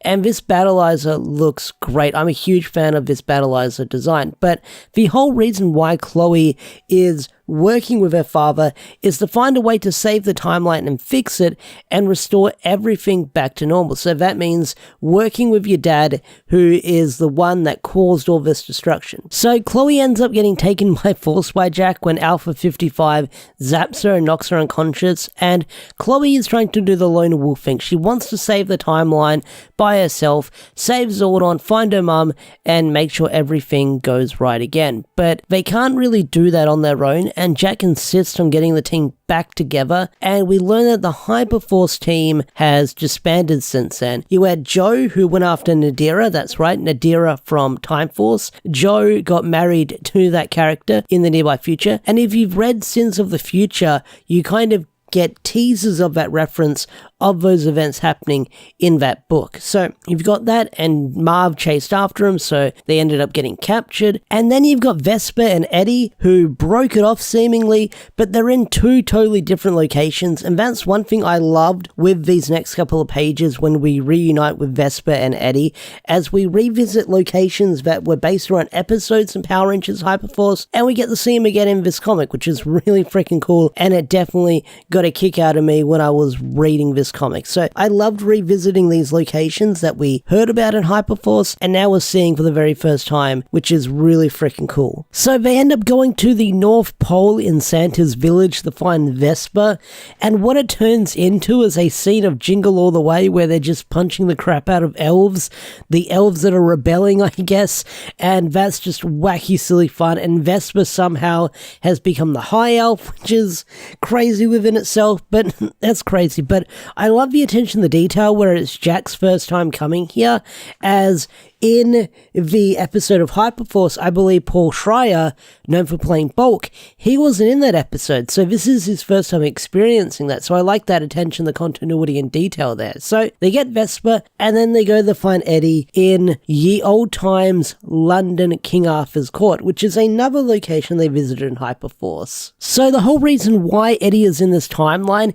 is because when him and Vesper broke up, Vesper just dumped him here, like dumped Eddie here in this timeline, in this period of history, and Eddie's ending up marrying a princess now, and Vesper doesn't like that, and as soon as they meet up again, they start arguing, and then on the next page, they start making out. If this comic wasn't like in the lines of sort of like teenage mature, I'm pretty sure they'd be having angry sex right now with like how quickly they start arguing, and then on the next page, they start making out. It is insane with how quickly it flipped from a matter of seconds with these two characters. After that, we then get this emotional moment where Chloe is upset that the timeline is broken, but while this was going on, instead of fixing it, the other Rangers were off playing Santa and getting married, and now they're laughing at the shenanigans that they were having. So Vesper just like outright says, hey, the timeline broke because of your dad, and Chloe just breaks down crying, saying, yeah, my dad is the whole reason why this happened,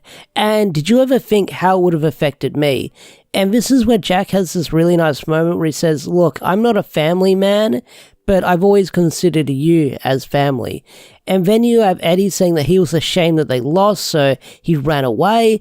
And then you have this moment where Vesper says she learnt what a family meant by being on the Ranger team. So Jack says, let's get our Hyperforce family back together. And that's one thing I like about Hyperforce. These guys are a bunch of misfits and weirdos and wackadoos, but they're family. In the end, they're family. They're a Ranger family like most of the other Rangers. They're a Ranger team of family, and they stick together. And that family's been torn apart, and now they've got to come together. So after this is where things get crazy, where they're intercepted by another ship. Alpha 55 is shut offline, and this is where we see Chloe's heel turn come into full effect, where she betrays the team because while they were out looking for the others, she had her father track down Marv and Joe, and this results in all the other Rangers getting captured by the enemy as they plan on using the Hyperforce ship to conquer other timelines. So after that, we then meet Chloe's father, who straight up looks like an anime villain with the design, looks like a middle-aged Sephiroth. Not saying that's a bad thing, but I do dig their design with like the long hair and the beard. Looks like a really menacing design with how they look. So, of course, Chloe is upset. She wants to impress Daddy, but Daddy says, kill your friends because they're going to be a hindrance later on. So they walk away, and Chloe begins having a chat with the Hyperforce Rangers, and this is where we learn the big reveal where the Darkest Hour storyline stuff is coming into play. But you can kind of see that when Chloe's father enters the room, because you can see one of the brand new supercharged putties standing in the room. So the hints are there that the Darkest Hour stuff is coming into play right now. So I love the opening for this conversation where Chloe's like, explain everything, you've got a minute. And Marv goes, Nadira told Joe that your father has a new mistress. And Chloe's like, gross, that's disgusting. And Marv's like, not that kind of mistress. So Joe then reveals that there is someone called Mistress Vile, an upgraded version of Rita Repulsa from another dimension. And Chloe's like, you gotta be shitting me, you're making that up. And Joe's like, I'm not. And apparently she's making big moves in the name of a bad guy called Dark Specter. Does that sound familiar? So this is already setting the stage that Mistress Vile is making her moves, but not only that, her reach has spread out into this timeline, into this dimension, with everything going on. So that is freaking crazy and insane. So Chloe drops the morphers down and says, fish him out if you want. So after this, she then talks to Alpha 55 and then realizes the dangers of her father actually having access to the Hyperforce ship, because she thought that if she helps her father, she can actually sort of work from the inside and make everything normal. But she's in and over her head, and she hasn't realized how bad she's messed things up with the decision she's made. So she comes to terms with everything going on right now. Chloe then confronts her father, and I love the design of the room where she confronts her father, because it is very Jedi, very Empire Strikes Back, with everything going on with it. Like, the bridge across, like,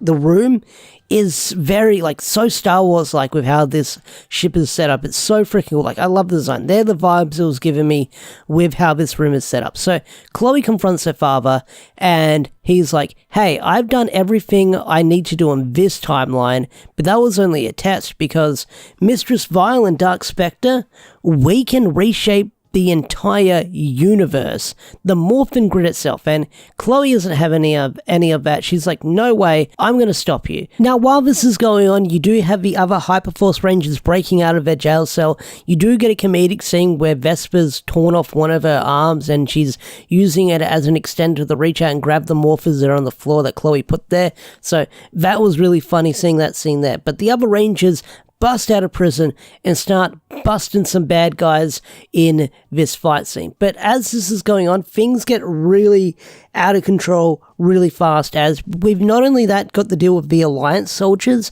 we've also got the Dark Specter putties that we've been seeing in the MMPR run, and they are a huge trouble because there are one too many of them for Chloe and the Hyperforce Rangers to fight off. So the whole reason why Chloe's dad is evil and wants to conquer the universe is power. That's why he's working with Mistress Vile. Absolute power they want. So that's your typical villain spiel, that they want power. Now, although we're getting a fight on a spaceship, you don't get the Luke I am your father moment in this comic here. The reveal that we get is Chloe's mother is actually alive, because for the longest time she thought that she was dead, but her father just blurts out saying, no, your mother's alive, she's been alive the whole time, haha, stupid.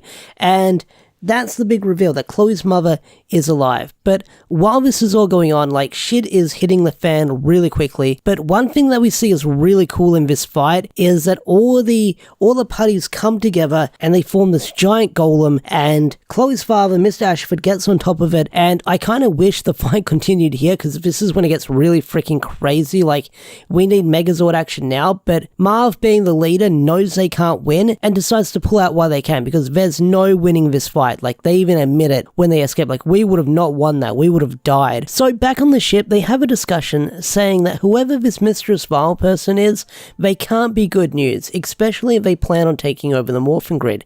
And Chloe gives this big speech by saying, hey, we can't fix what we broke. That's our mess. But there's no magic genie that's going to fix this, but we can still do some good and we can still save the Morphin Grid. So to save the Morphin Grid, they're gonna need some allies. And that's what I love about the Hyperforce team in this issue. Like I mentioned earlier, they're a family, they're friends, and they're a team, and they come together to make sure they can protect the Morphin Grid, and that is freaking awesome. So, needing some allies, where do they go? None other than Animarium from Wild Force. And what we find on this last page is freaking insane. So the Rangers come across Taylor from Wild Force. That's right, the yellow Wild Force Ranger. And she is battle damaged, her suit is torn up, her helmet is broken, and whenever a Ranger has a broken helmet, you know they got messed up in battle, and especially Taylor's here, where half of it is missing. And in front of her is a very injured Princess Shayla, who was on basically death's door, it sounds like, according to Taylor. So Taylor doesn't trust the Hyperforce Rangers because she says, hey, another Ranger just came by and basically wrecked shit, took my team and left Princess Shayla for dead, and had a skeleton for a face. And the Hyperforce Rangers ask, what did they go by?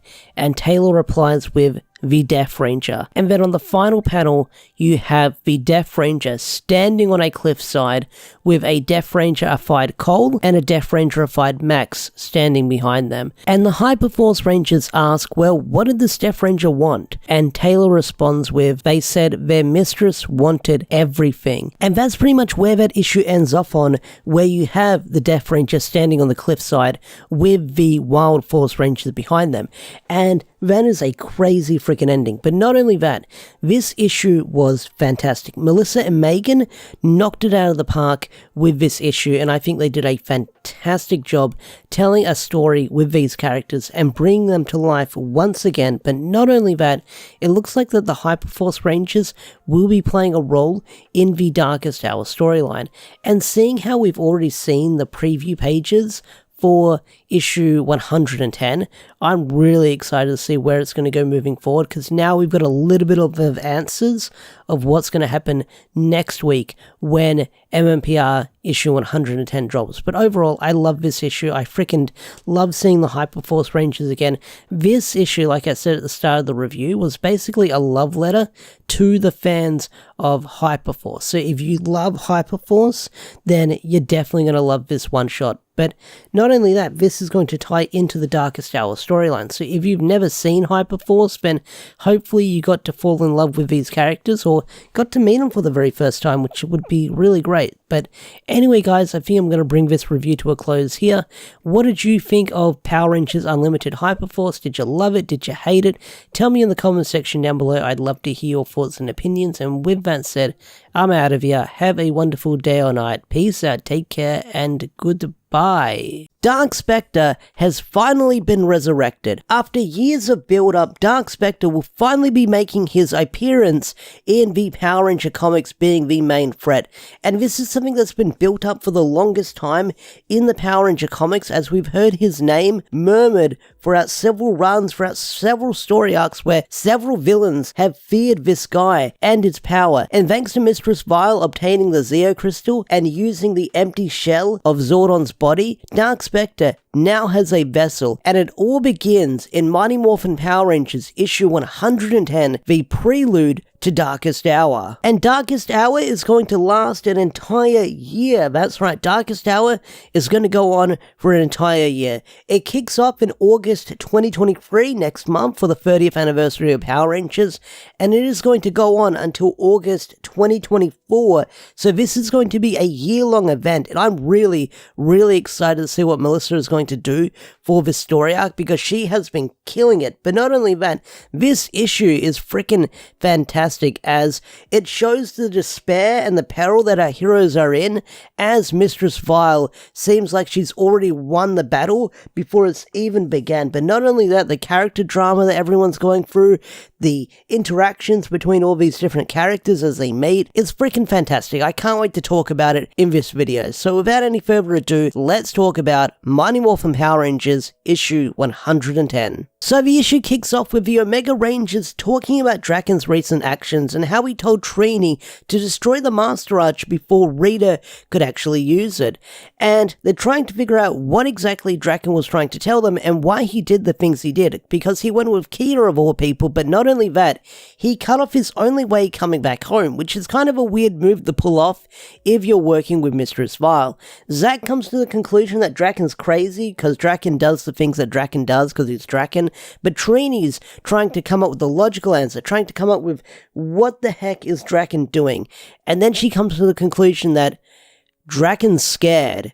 He's scared of whatever Rita's going to do. And if Draken is scared, then that means, and as she comes to this conclusion, her eyes are widening as she figures out that shit is gonna go down. And then suddenly, you hear a large explosion. 11 is telling the Rangers that someone is invading Safe Haven. And as the Omega Rangers run outside, you just see swarms of spaceships coming down to Safe Haven as the invasion has begun. But as the invasion has come, Alpha 1 is taunting 11, saying, I told you that my mistress would come. You guys won't survive this. But you gotta pay attention to what Alpha 1 is doing right now, because it looks like that he's slowly putting himself back together, which is something that comes into play later in this issue as they're trying to get in contact with him. But this invasion that Mistress Vile has got going on, her army that she's built up, is freaking insane. Now, Rita isn't fucking around when it comes to invading Safe Haven. The army that they've brought with them is freaking nuts. So, we've got the Death Ranger. The Death Ranger has brought with them Wild Force Red, Wild Force Blue, Wild Force White. We've got Dane from Necessary Evil, has not been seen for like the longest time, and they finally made their return.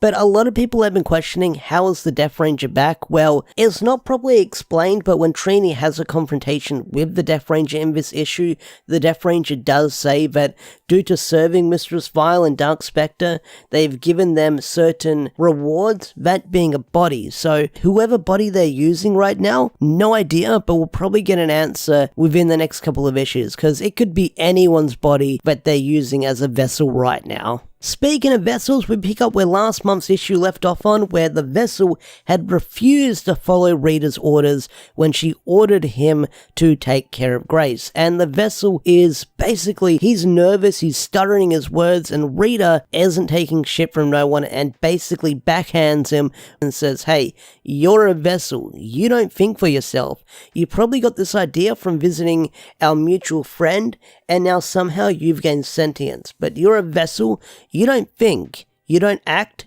you obey and you follow, and you're going to be a vessel for Dark Specter.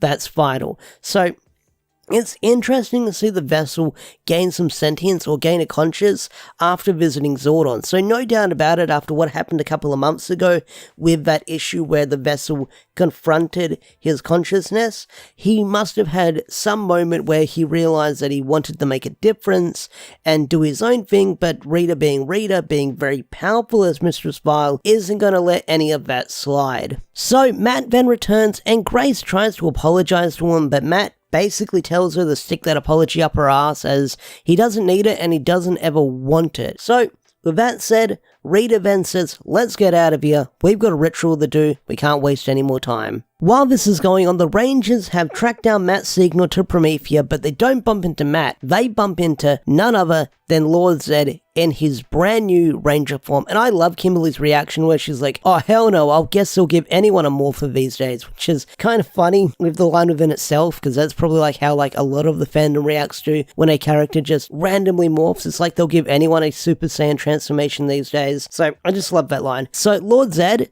there's a lot of shit talking happening in this panel where Lord Zed's like, hey, I'm gonna kill Rita, get out of my way, but I'll give you Torona. And Torona's alive. Torona's alive right now, which is good. And Zed's like, consider this as a peace offering. But I'll advise you, you can't kill me in this form, even if you all try taking me on at the same time. And Kimberly's like, hey, if you're so powerful, why don't you do it right now? Do it, bitch. Kill us.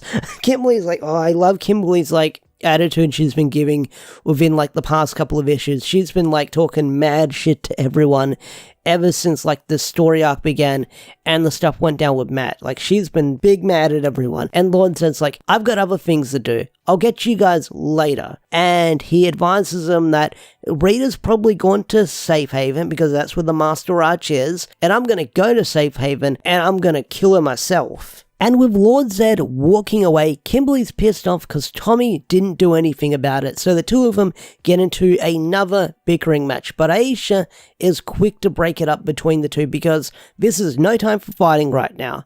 And Rocky then questions, hey, shouldn't we head off to Safe Haven? But suddenly, Torona wakes up and says, not Safe Haven. Rita didn't go to Safe Haven, and then Billy asks, well, if she's after a Master Arch, wouldn't she be going to Safe Haven?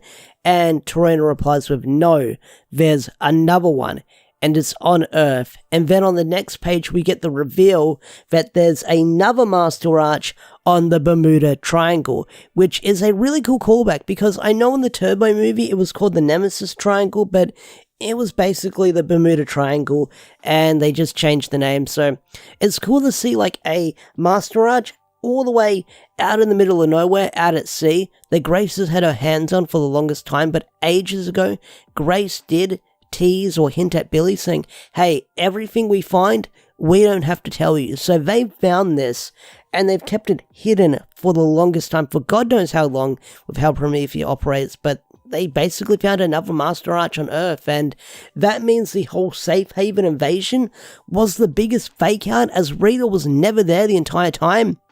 And she just sent her forces down there to capture that Master Arch, which is freaking amazing. I love it. So Rita is at the Triangle and she's going to get the next Master Arch, and this is where shit goes down within the next couple of pages, and I freaking love it. So Rita comes across the Master Arch in the Triangle and tries complimenting Grace on saying how much they fortified this Master Arch, and they should be impressed because this is their triumph. And out of nowhere, Grace just sucker punches Rita in the face and says, you think this is a triumph? You're being used, just like how Zed used you and Master Ball used you before him. And then she goes, yes, I know about you too. You think you're special? I can smell your daddy issues from a mile away. This was freaking awesome how Grace was just talking mad shit right in front of Rita, talking about her daddy issues, and she had her down to a T. She's got her info, she's got her files on Rita, and just talk mad shit to her right in her face. So Rita slaps her back and says, Matt, you deal with her. So after this, you have this moment between Grace and Matt, where Grace is trying to get through to Matt, but Matt isn't having any of this, and Grace gives this big speech to Matt by saying, hey, the Matt I know couldn't be broken so easy, and I could always see the goodness in him.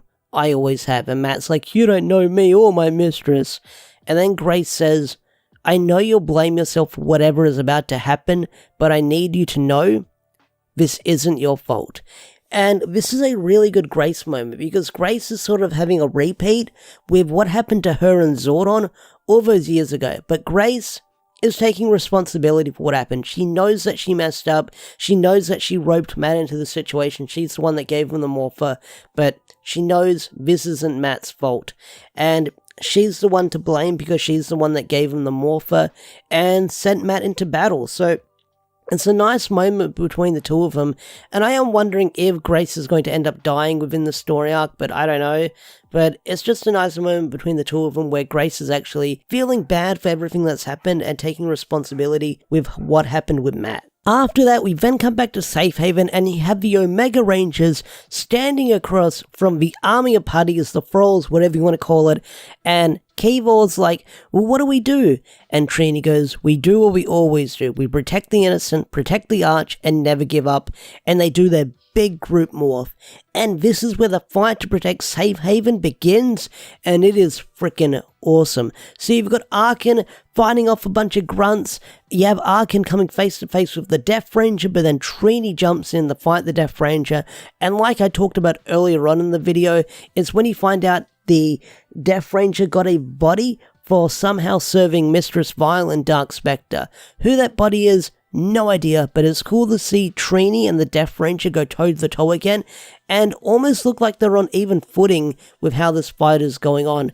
Trini is pushed back a little bit by them, but she's able to hold her own as the fight begins, which is really cool to see. So after that, you then have Zack facing off against Dane, which Zack was kind of confused because he thought that we arrested Dane, but Dane did get away at the end of Necessary Evil, so I guess he didn't really know about that. And then you've got Yale and Keva taking on the Wild Force Rangers plus a couple of putty grunts. And while this is going on, they're asking 11 for help, but 11's not responding.